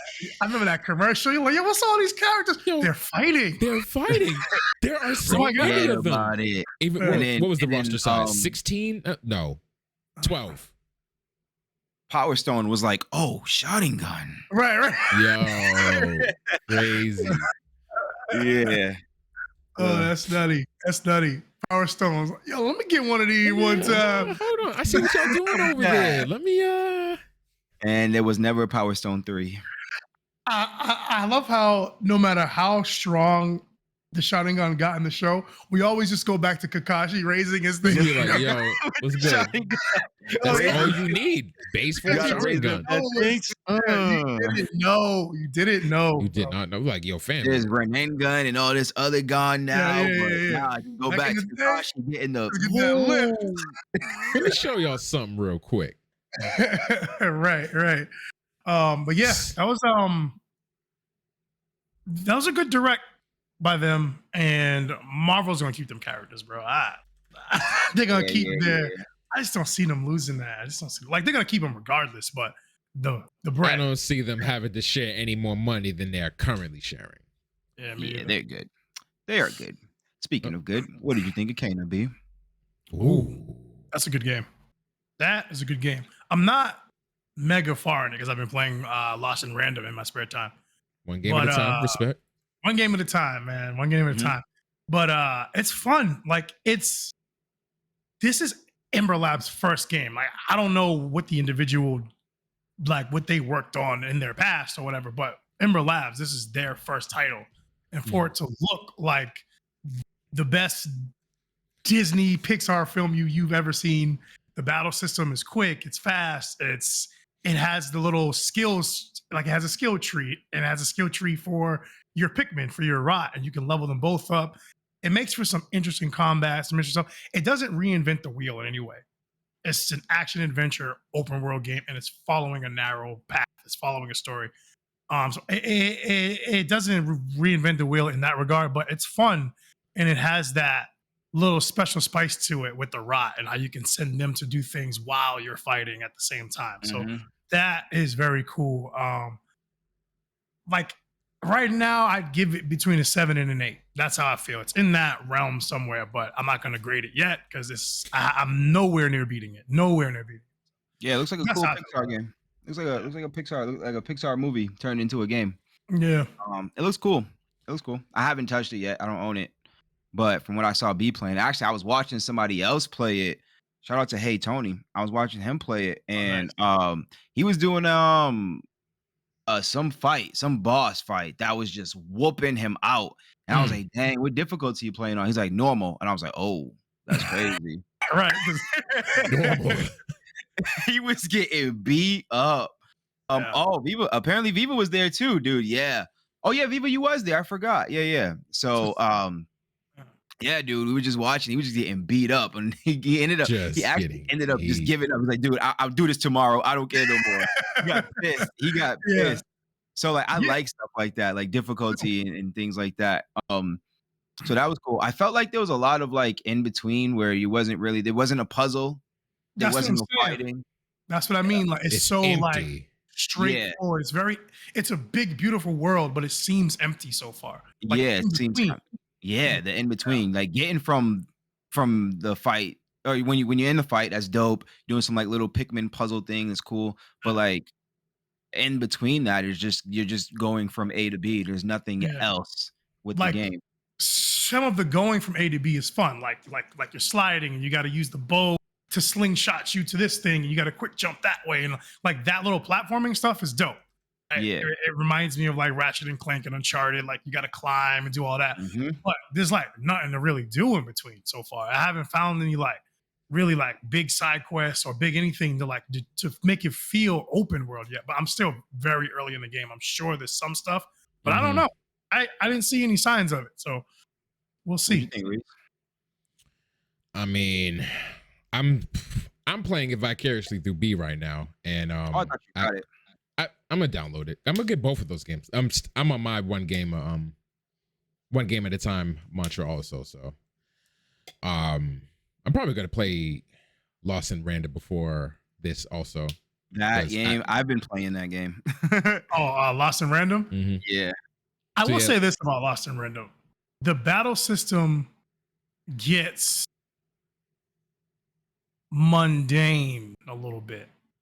Like, does it for you? Toward I'd say late middle of the game, right? Like when you get to the end of 3 Town, I'll just call it 3 Town for now.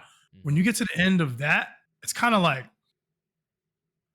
you don't really have to change your deck out really much. Like it's just like I had just that fear doing the same. Yeah, but the story is so good and the battle system is fun. It's just like there's not a lot of versatility to it.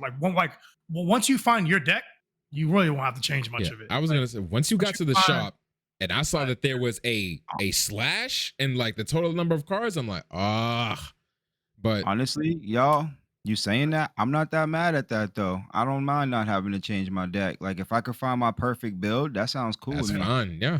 I sound like word. I built the perfect deck. Like I don't know, like how it sounds. It sounds like I'd be okay with that. No, you'll be good. Yeah. It's kind of like one of those things that's like you find yourself just getting I find myself just waiting for the battle to end. Unless it's a boss fight, I'm just like, just let me get through this because it's easy and you've done it 100 times at this point, and it's the same type of enemies over and over and over and over and over and over and over and over and over. Like there's not they add little things like now some of the enemies are covered in electricity, so you can't hit them right away. Oh, there's no variation in enemies, but not really. Minimal they add variation. a couple. They add a couple, but where I'm at, it's been a minute since I've seen a new enemy. It's been a minute. Got it. Okay, no, that would get That's annoying. So it's like yeah. you're using the same strat to beat the same enemy over and you have and the same over deck, and so you just over. play the same moves. I get that. Yeah. Like I bought some newer cards, like some newer stuff, and swap it out, but not much. You know, like it's like when you build a deck and you like that deck and you keep the core together. My core cards never leave that deck. They're like staples. You know, like you'll never take them out, which is fine. Like Keisa, like if you build the hot deck, it's hot. I feel you know like what I mean? yeah, that's how I feel. But like It's if I don't have to, if I just do the same or fighting the same enemies throughout the whole game, or for a very long time, that would get like a little blah. Right, like the boss battles and the chess piece battle, like the board game events. The board games, money. Yeah, those Some are of the fun. bosses are easy, but they're fun. But the chessboard stuff is probably the hardest stuff in the game. That's probably the hardest stuff in the game. Those are fun. Yeah, I can only imagine like once you get your. I'm assuming that you collect your pips as you play along. So as you actually can roll higher numbers, it gets That's the thing. So I took some of the you get more actions in that turn because I can roll a 6 now. You know what I mean? So I can roll a 6. It's just So you said fun game, 7 to 8 currently. You don't want to. Oh no, this is lost at random. Just quick because we're lost at random. I will also say 7, but I'll say 7.5 to 8 so far because I'm way further in. You know, I know the story, the plot, all of that. Like, so the story drives the game way more than the fun battle system, because the battle system is fun no matter how you slice it. But the story is so good. Like, it feels like like Tim Burton teamed up with Disney Pixar to make this game. Like, that's what it feels like. Really, really well written. What's the name of it? Coraline? It reminds me of Coraline. I think it's called Coraline. No, Coraline. Coraline? I know it. Yeah. Coraline. Yeah, I'm pretty sure it was Coraline. It reminds me of that. But, wow, that movie is long as hell. It's $140. Even is a cool, tough protagonist, and she has her moments, but super cool protagonist. So tough. I like that. Wait, are you talking about the film or you talking about the musical, Key? It's Coraline? Yeah, there's a musical as well. There's I'm talking about the movie that looks like the a film. Like a Pixar movie. Yeah. There's a musical. I didn't know that there was a musical. Coraline on Ice. Coraline.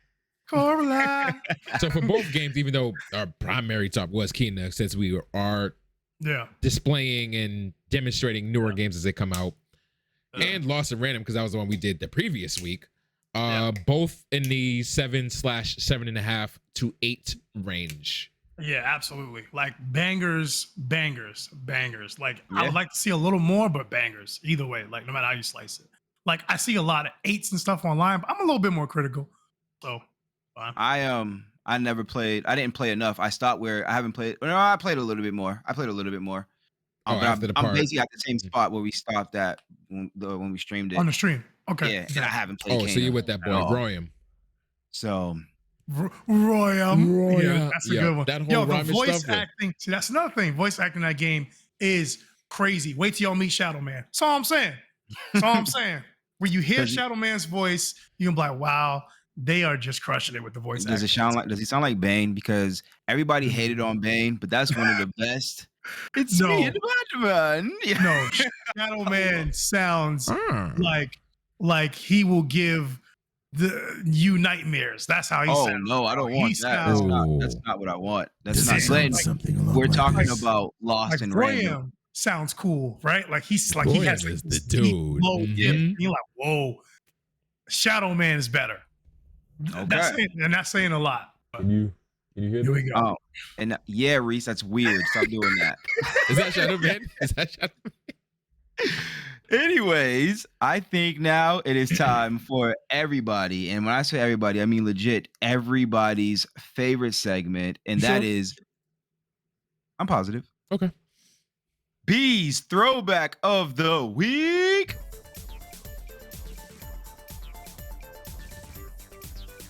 Shadow Man. What is with you and Shadow Man?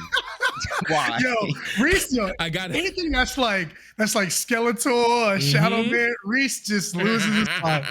All right. Yeah, that's my dude. Here we go.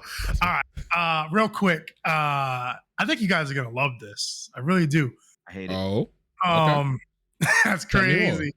All right. This game was Keys is gonna start off hating it. The game was developed by Nintendo. Let's go. Published by Nintendo. Let's go.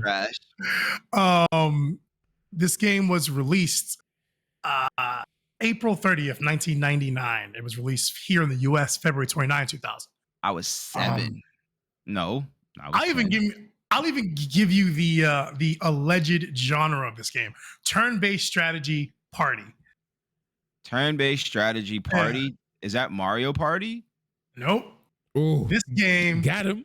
You got a guess, Reese? Nah, I ain't got no guess. Okay. I had Mario Party also. Respect. Pokemon Stadium.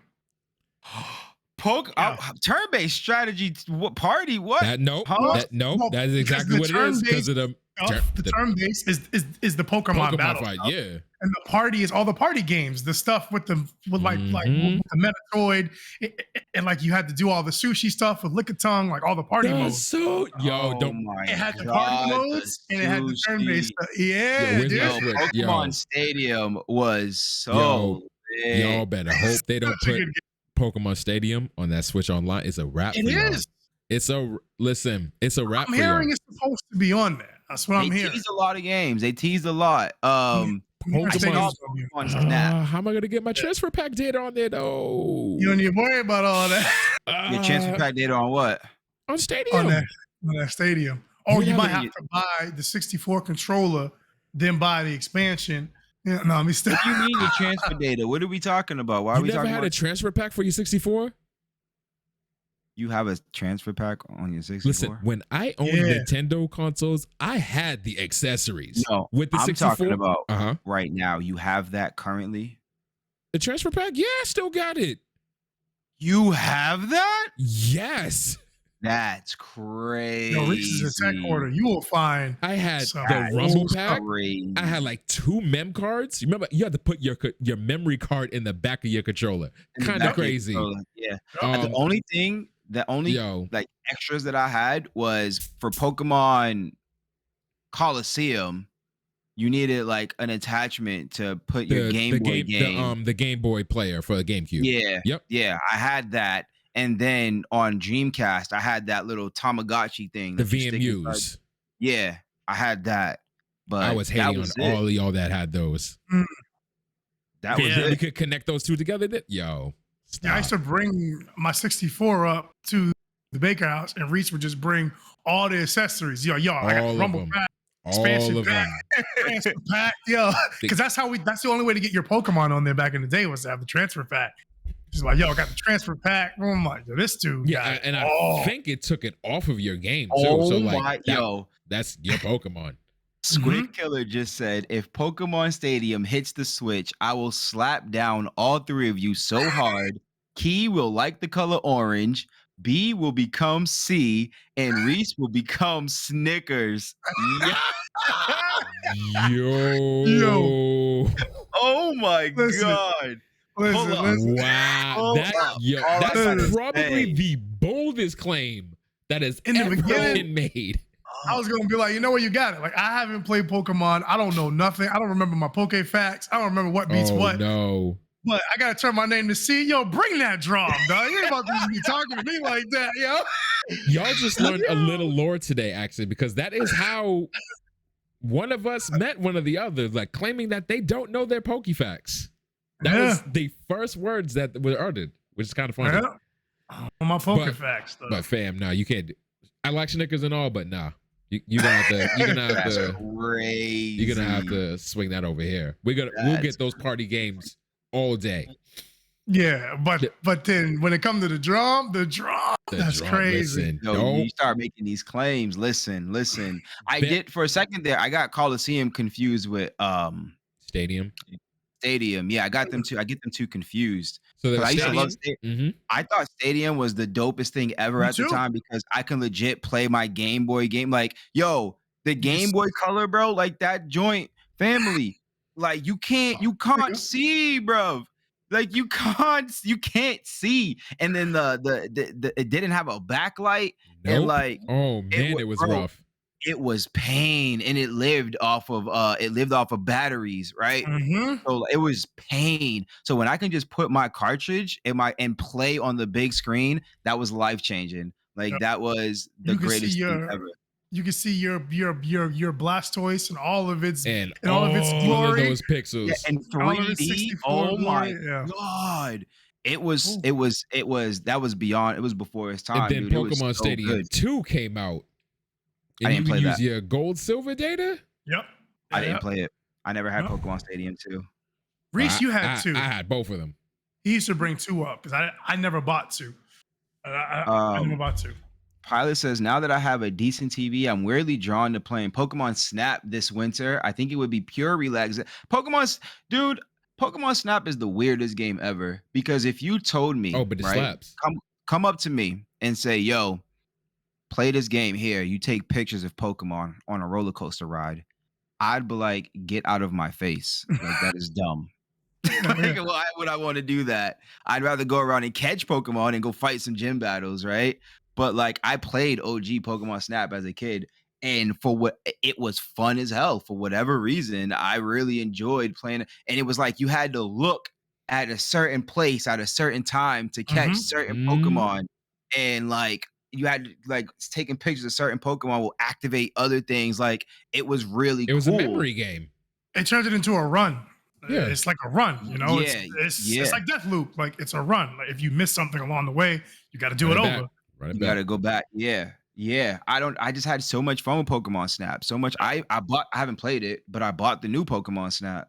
Oh wow, I did not know that. Okay. Yeah, I got the new one. I remember he said that. Yeah, that he was definitely gonna get it. I played Pokemon Snap at your house when we were younger, Keith, and I was like, yo, they're like, this is cool, this is fun, but like, I don't know why I don't have any interest in the new one. I don't know why. And like, I like weird indie, like weird games like that. I usually love that type of stuff. I didn't like Bug Snatch, so maybe that's why I'm like kind of bit. Yeah, because like you take pictures of bugs. Yeah. Of them in that. Yeah, you got to take pictures of them. That's literally where they taught you how to use the camera. That's where I stopped playing the game. I was like, oh, that's pressure. Cool. Game off. Good. And it's weird because in that one you can control your character, walk around, and get into the you get into a little fight. Use your little what is it, a slingshot that they have? Yep. Whatever. But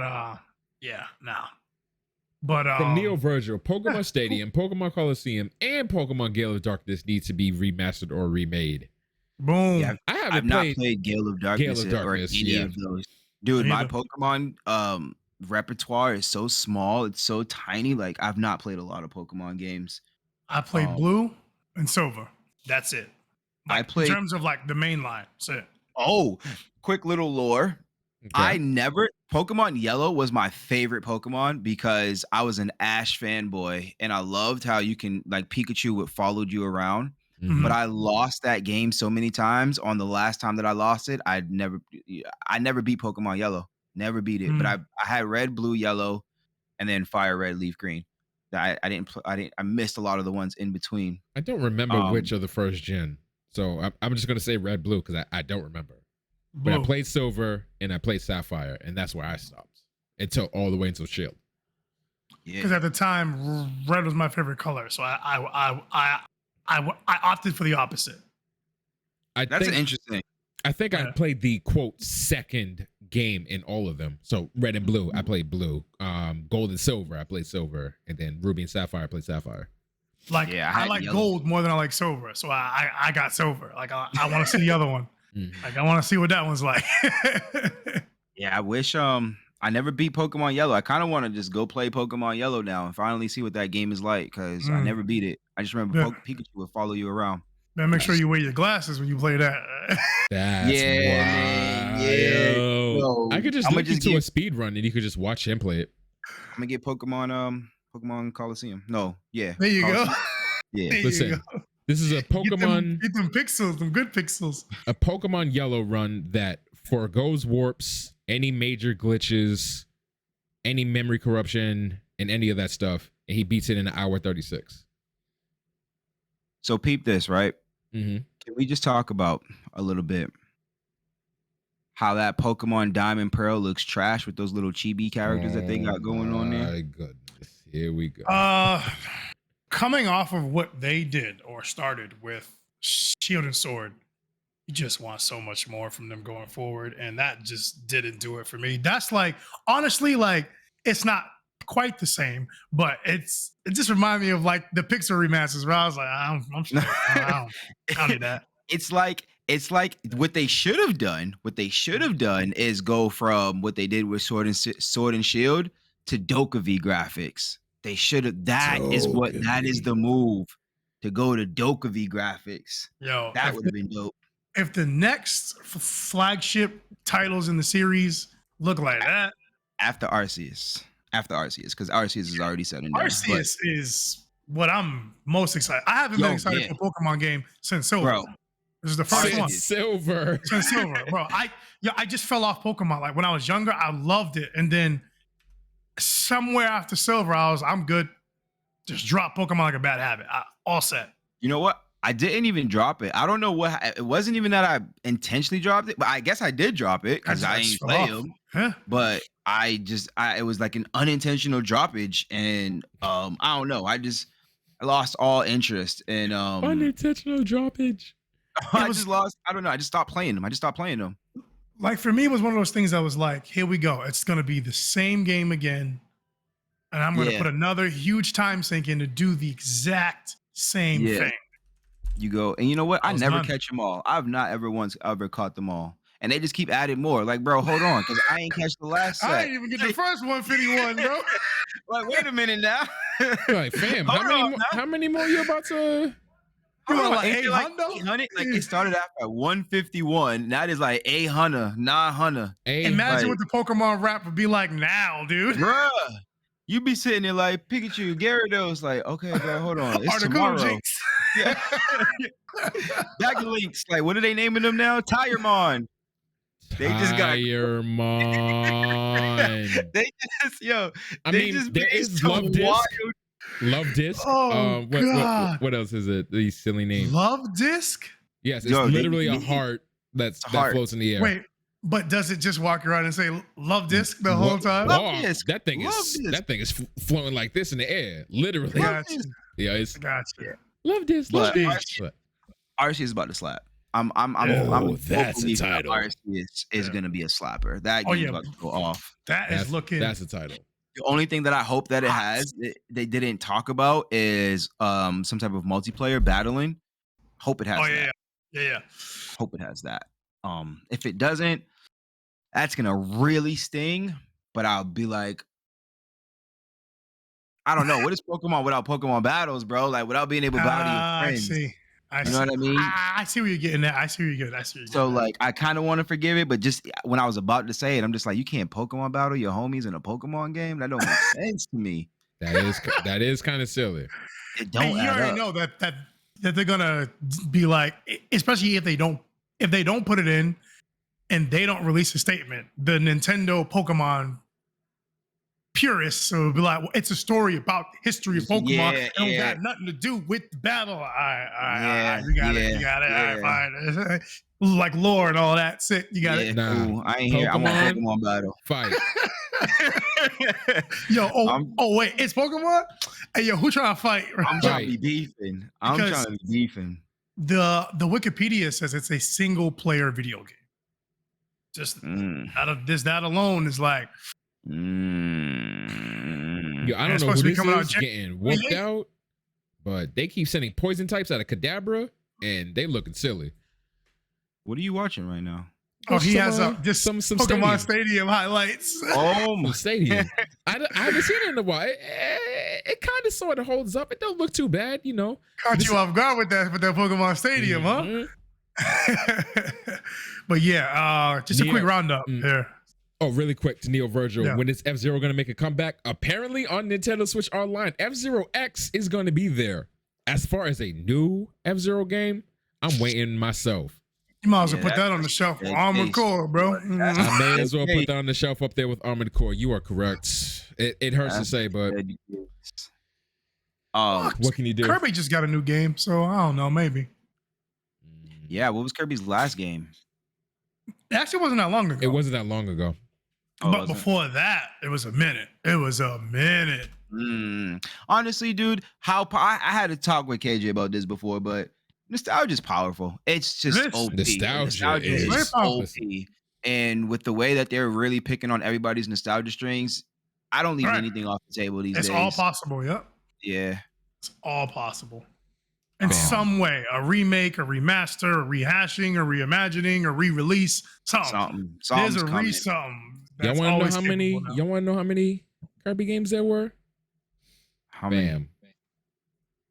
There's a bunch. No, I get that there's a bunch, but what was the gap between the largest gap? Not even a couple years. They actually made they kept up with it. Yeah. They kept up with Kirby games. There's barely any gaps. There's like a year gap is the largest I see anyway. Right. Yeah. So Kirby's just been crushing it for years. It says this is the first 3D Kirby, and I'm stoked, man. I remember Kirby's Epic Yarn. That was one that a lot of people were hyped up about. And then Rainbow Curse. It was a Wii U title. That's all we really need to say about that. And then Star Allies for Switch. That. This was the last like big one to come out. Yeah, really. That was a huge one that came out. Mm-hmm. Yep. So, yeah. See, the Nintendo Direct was good, man. They did a couple pretty good directs back to back. Mm-hmm. Back to back. Yeah. Content-wise, they're doing good. They're treating viewers good content-wise, like showing us stuff and giving us stuff and information and stuff and some more stuff. All the stuff. Doing a bunch of stuff. Keep it going, I guess. Showing us with the good stuff, like he said. They do some good stuff, man.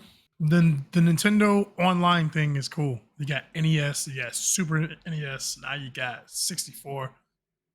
All done. And Sega. Yeah. And Sega. 64 and Sega. I'll finally get to play a lot of Sega games that I did not have the opportunity to do so previously. I can't wait. But yeah, I didn't recognize any of the Sega games that they had up there, really. They had Altered Beast, right? Altered Beast was up there, yeah. Altered Beast? It was? Was that the game? Wasn't it called Musha? Or am I tripping? Golden Axe? Golden Axe is one. That's OG, yeah. Yeah, they had, I don't know, they had names that sounded familiar. Mm-hmm. They had Shining Force, which is cool. Shinobi 3. Shinobi is it. I didn't know they put Shinobi on there. They are reaching out. Aren't those games like wild hard? Shinobi is hard, bro. Yeah, you're a ninja. And is he wearing purple though? No, he wears white. I'm thinking of Ninja. The game I'm thinking of is literally called Ninja. Never mind. Yeah, no, he wears white. Okay, yeah. Sonic 2, Streets of Rage 2. Let's go. Sonic 2, Streets of Rage 2. Like that's peak. That's like peak Sega. I remember me playing a lot of Sega. Those games got so much spin. See, is it weird that I want them to bring back Nights into Dreams?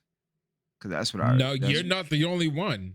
Oh yeah, because a lot of people that want that game. I really want to play that game. I never heard of that game. Nights into Dreams. It's the purple clown. The quasi. What'd you call this Sonic successor? Sonic successor. He floats and flies they look so. He's a clown thing. He don't look like similar. He's a clown, bro. Oh my! All right, fine. We're not doing this. I mean, Shinobi's a ninja. I don't know, bro. Or whatever. Yeah, Shinobi's a ninja. I don't know. But yeah. What did we go over there? We talked a whole bunch about the Nintendo Direct stuff. We're actually still talking about that right now.